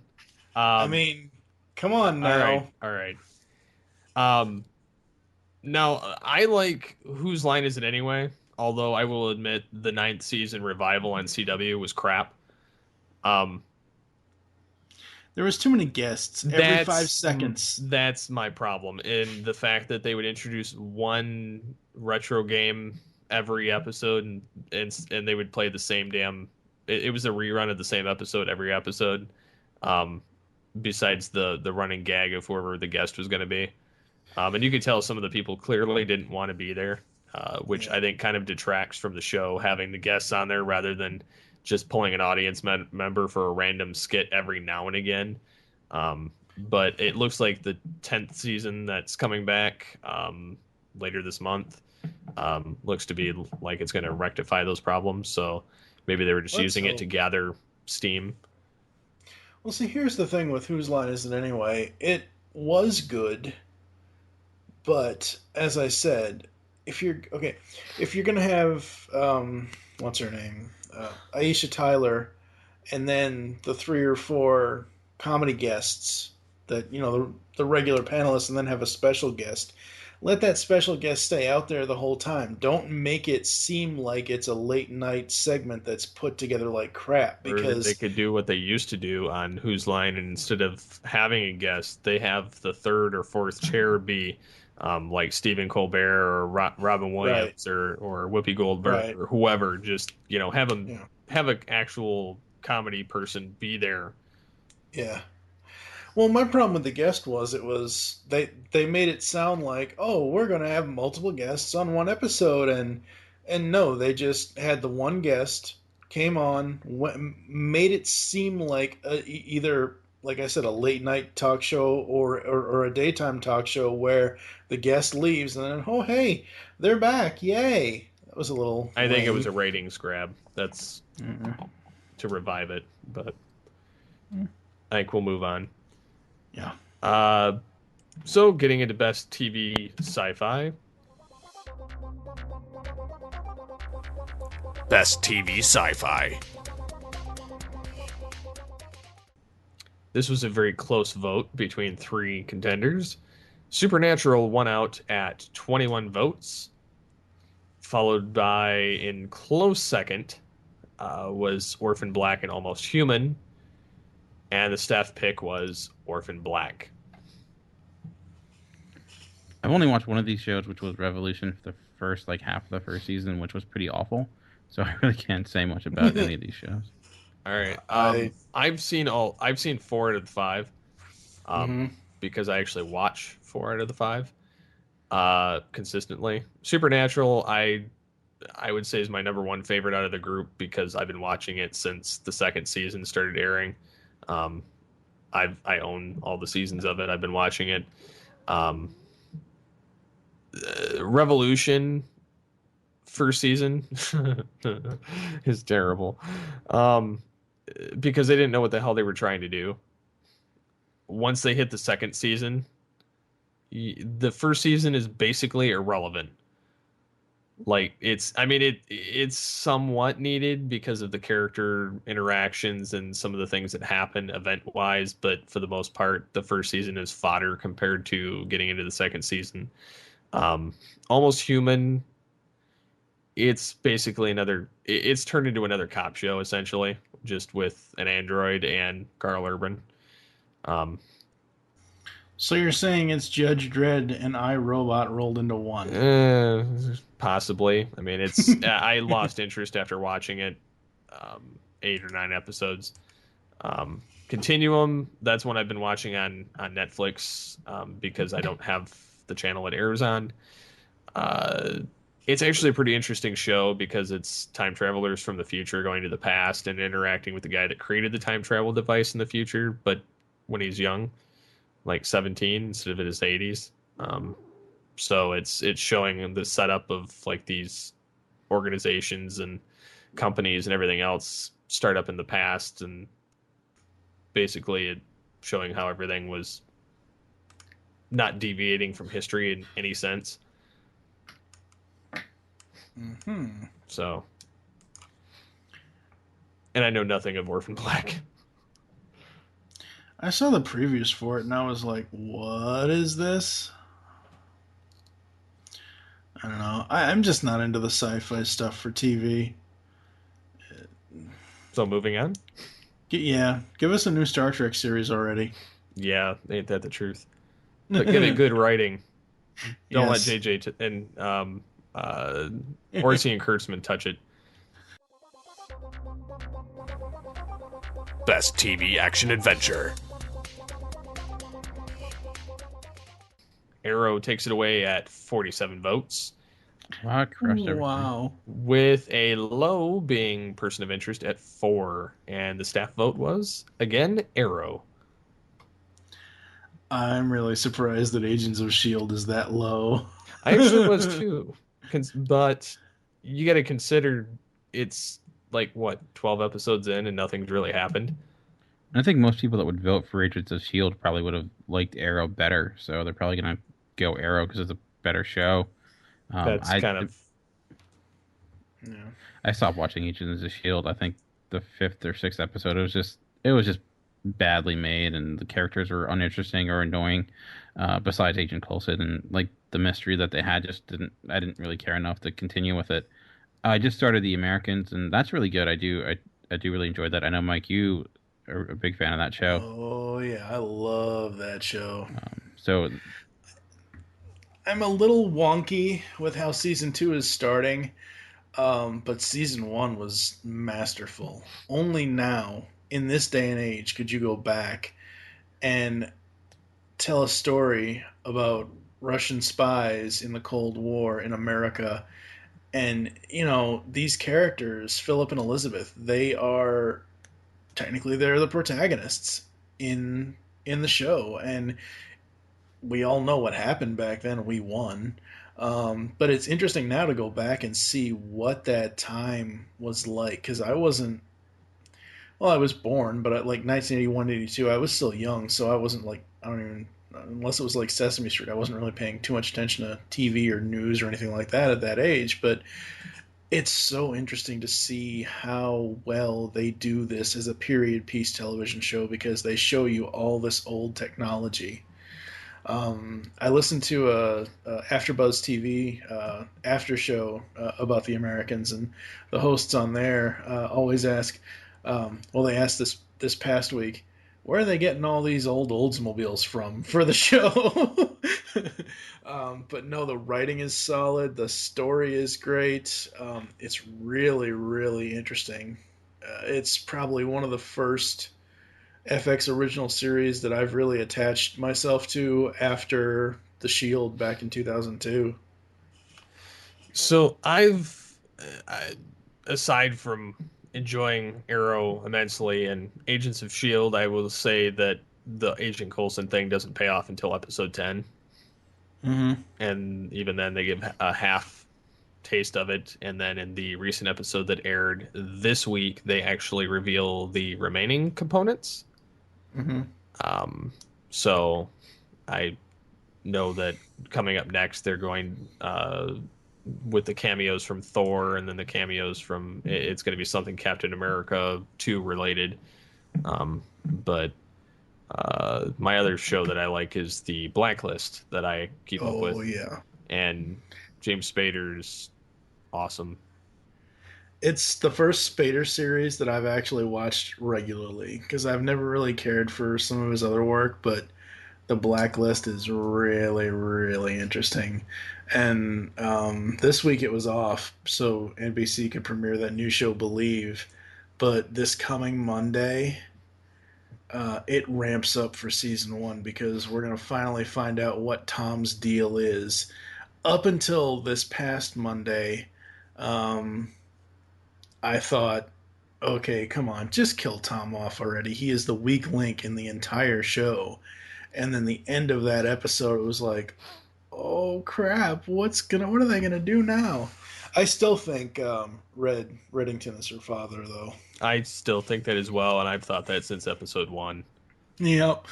Yep. Because he won't answer the question either, so. Well, he did. He said no. But it was a hesitant no. Yeah, that's true. So. Best TV intro.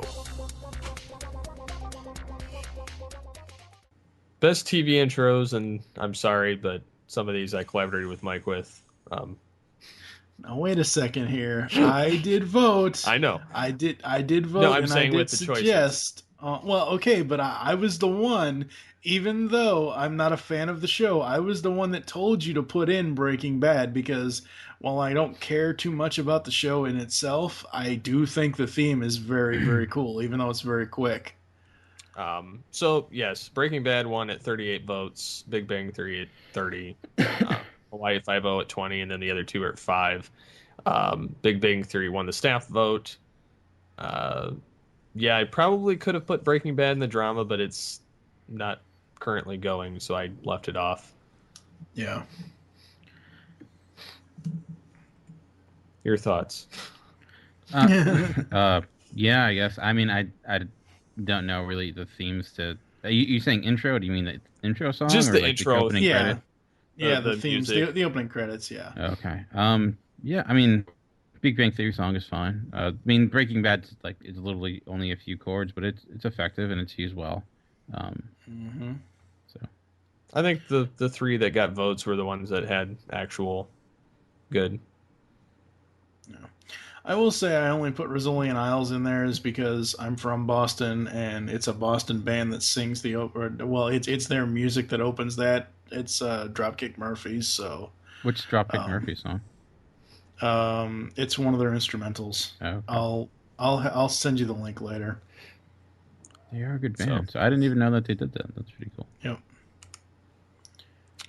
So, moving on, we have the best cartoon. Best cartoon. And Transformers Prime narrowly took it away at 25 votes, followed in close second with a tie of 23 votes for Ninja Turtles and Legend of Korra. And Transformers Prime won the staff vote. Yep, that does not surprise me. Can't say I'm surprised either because the Transformers Prime music is pretty epic. Although I'd argue, even though Ninja Turtles is somewhat using the original and it's a little bit of a hip hoppy thing, it's extremely catchy for me. For the music of it, and then the fact that the show is kind of a nice mesh between the 2003 and 1987. Yeah, Turtles is getting better as it goes along.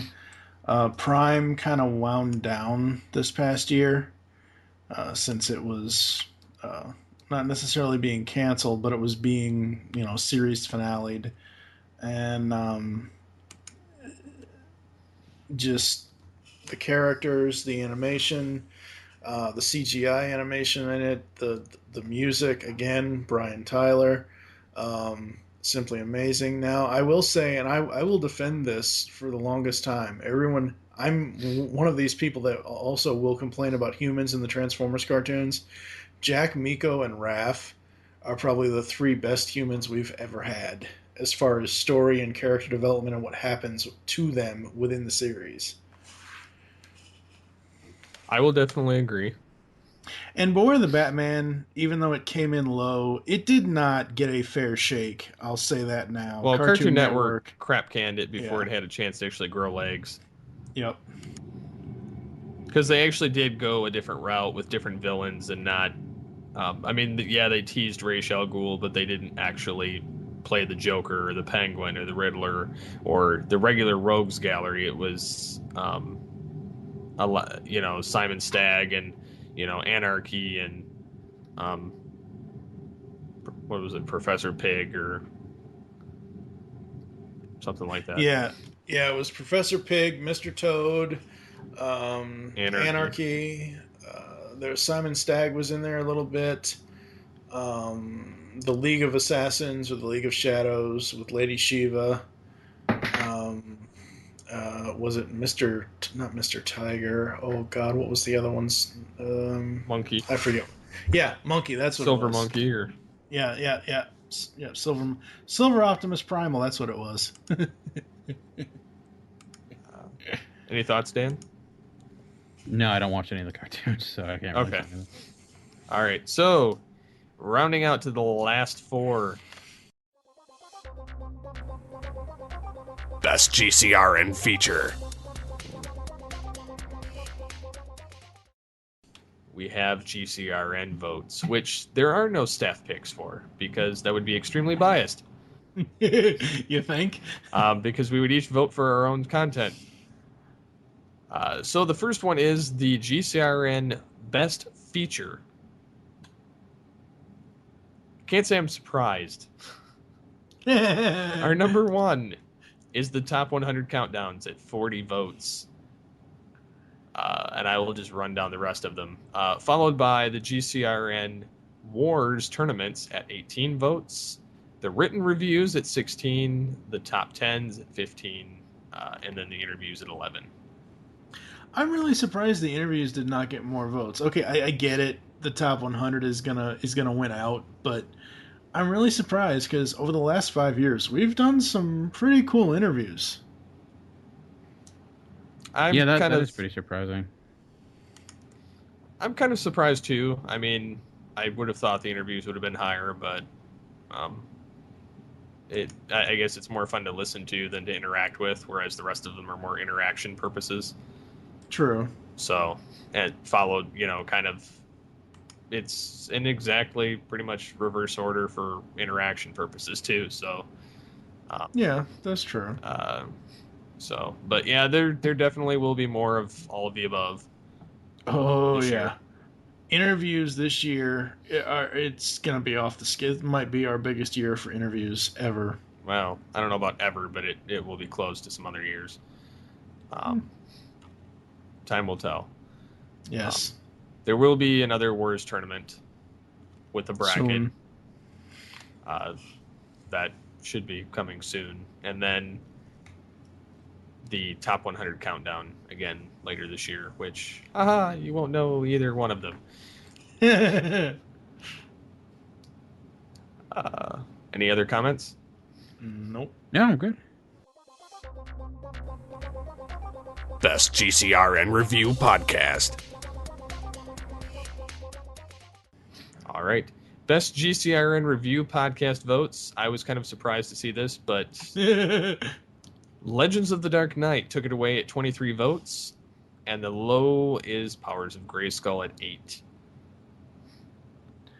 Yeah. The following ones after Legends of the Dark Knight, you have From the Command Center at 14, Pixels in the Animation at 11, and Beyond the Night at 9. So, Well, with Beyond the Night and Powers of Grayskull, for Powers of Grayskull, the X number of months off hiatus that we quote unquote planned, that didn't help it. And Beyond the Night is still not in iTunes because they still refuse to accept the damn link that I post in iTunes. Jerks. it happens. All right. So, best GCRN partner podcast. Best GCRN partner. This is going to be interesting. Yeah, it's going to be. There's a monumental winner, and then yeah, I'm just going to win it. It's not surprisingly. Marku Maybe we should. 42's Hooniverse won at 83 votes, followed by Punisher Body Count, What's on Joe Mind, Star Joe's Podcast, and Hunnick Outcast Podcast. Yeah, it's not surprising the Doctor Who podcast won. Well, I think they rallied their Hooniverse army on us. Yeah. I told the Star Joes and the What's on Joe Mind and the Punisher Body Count to get the Punisher Body Count. I told them to have Frank go kill all 12 doctors. So, yeah, I'm kind of not surprised, but I am surprised, especially by the landslide of 50 plus votes over everybody else. Yeah, I mean it's 50 votes between Marku 42 and Punisher Body Count. So It's probably the biggest landslide of all the categories. I would say so. It definitely was. I can't even I can't even fathom how it. But Best GCRN core podcast. So yeah, the last category is the best GCR and core podcast. Can't say I'm surprised, but here we go. MWare Weekly took it away at 37 votes, followed by, with a tie for second place, Geekcast Radio and Altered Geek Unlimited for 22 votes, Off the Cuff for 19, and The Pull Bag for 10. I'm surprised that GCR got all the votes that it did, because outside of the top 100, we had been kind of spotty. Well, you got to see it this way. We've had two top 100s, the top 10 top 10s. Yeah. And then this all on the Geekcast Radio feed, so that's right. That warrants it.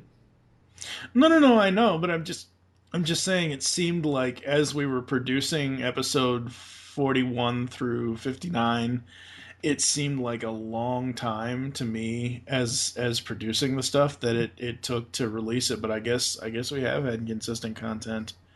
I think you got to look at it just at 2013, where people are probably considering a great deal of top 100.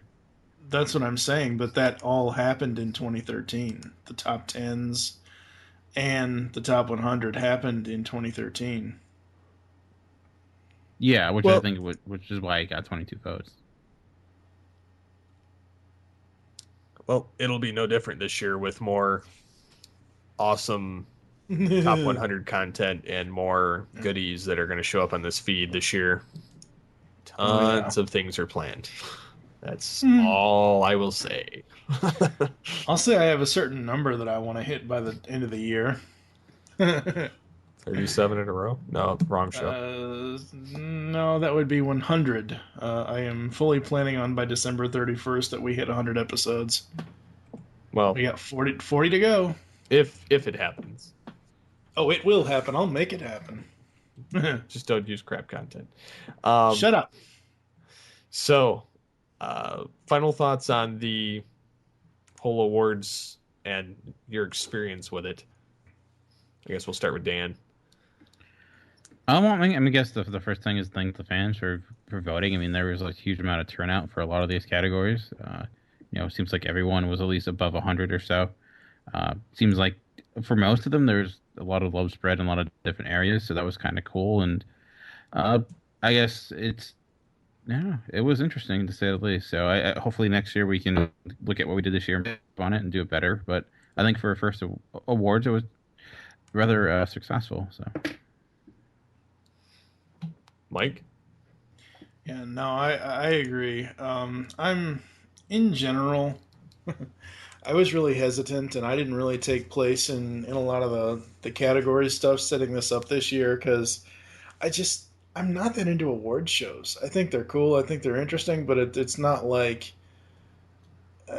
I don't know. It just wasn't really my thing. But with the pull bag taking off and getting the pull bag is changing. Like this year so far, we're 3 months into 2014, and the show is already going in several different directions. So the pull bag we will have comic votes next year.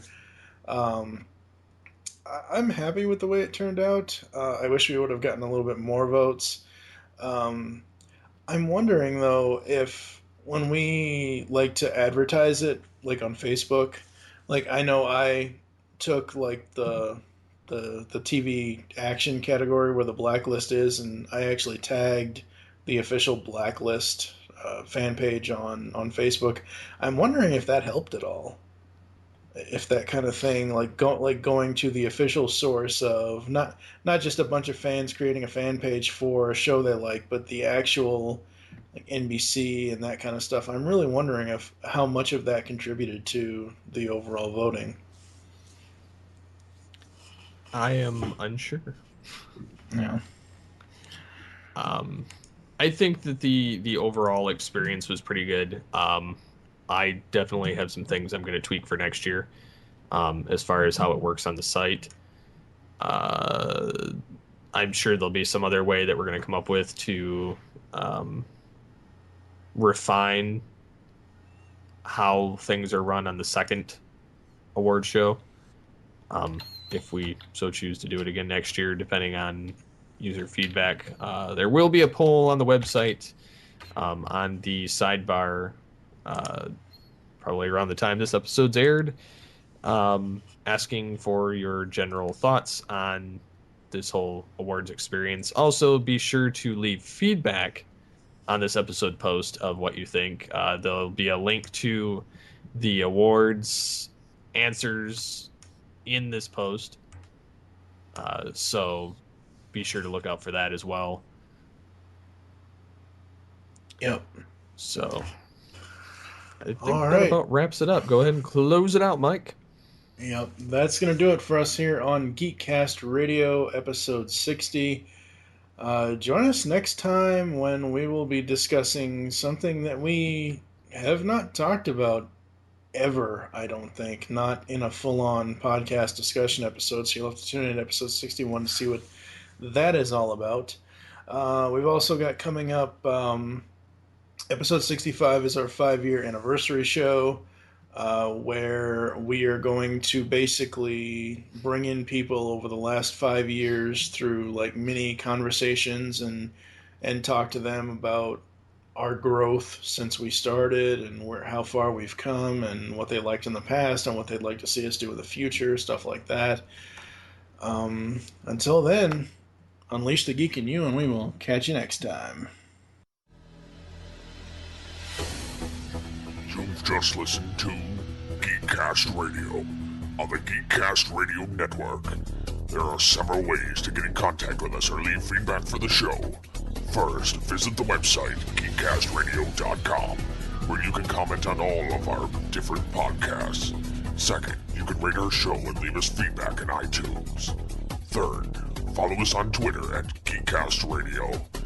Fourth, become a fan on Facebook. Go to facebook.com/GeekcastRadio. Call the voicemail line 502-526-5821. Please remember to tell us the show you are leaving the message for and your name. So until next time, unleash the geek in you.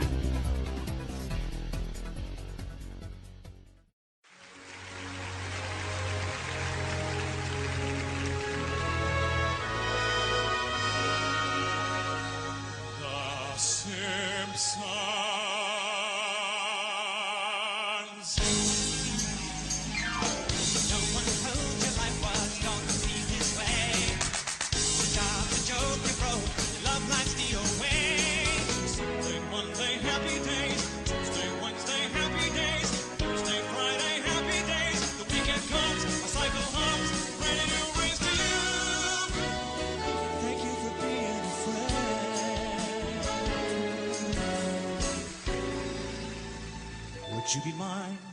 Could you be mine? Won't you be my neighbor? Come on, take down your fishing pole and meet me at the fishing hole.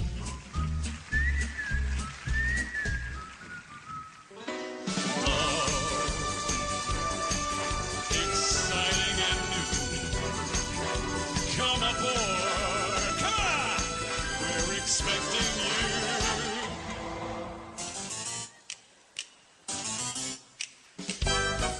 It's time to play the music. It's time to light the lights. It's time to move the buckets on the bucket show tonight.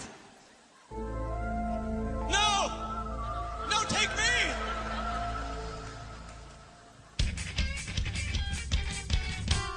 I'm going down to South Park, gonna have myself a time. Friendly faces everywhere, humble folks without temptation. Going on down to South Park, gonna leave my woes behind. Ample packing day or night, people shouting howdy neighbor. Going on down to South Park and meet some friends of mine. Moving on up to the east side, to a deluxe apartment in the sky. Moving on up to the east side, we finally got a piece of the pie. And be ready. Forever and always, I'm always here. Here's a story of a man named Brady who was busy with 3 boys of his own. Bad boys, what you gonna do when the sheriff John Brown come for you? Oh God. I pulled up to the house about 7 or 8, and I yelled to the cabbie, yo home, smile you later. Look at my kingdom, I was finally there to sit on my throne as the Prince of Bel-Air. Oh, it's Saturday Night Live. David Letterman, Conan O'Brien, here's Johnny and the man.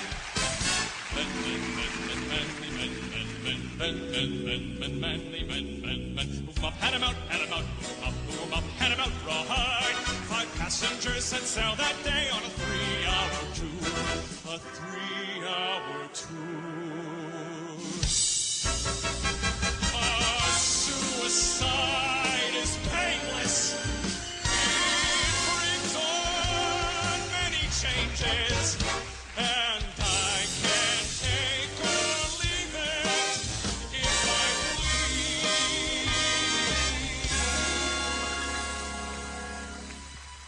I'm so glad we had this time together, just to have a laugh or sing a song. Seems we just get started, and before you know it, comes the time we have to say so long.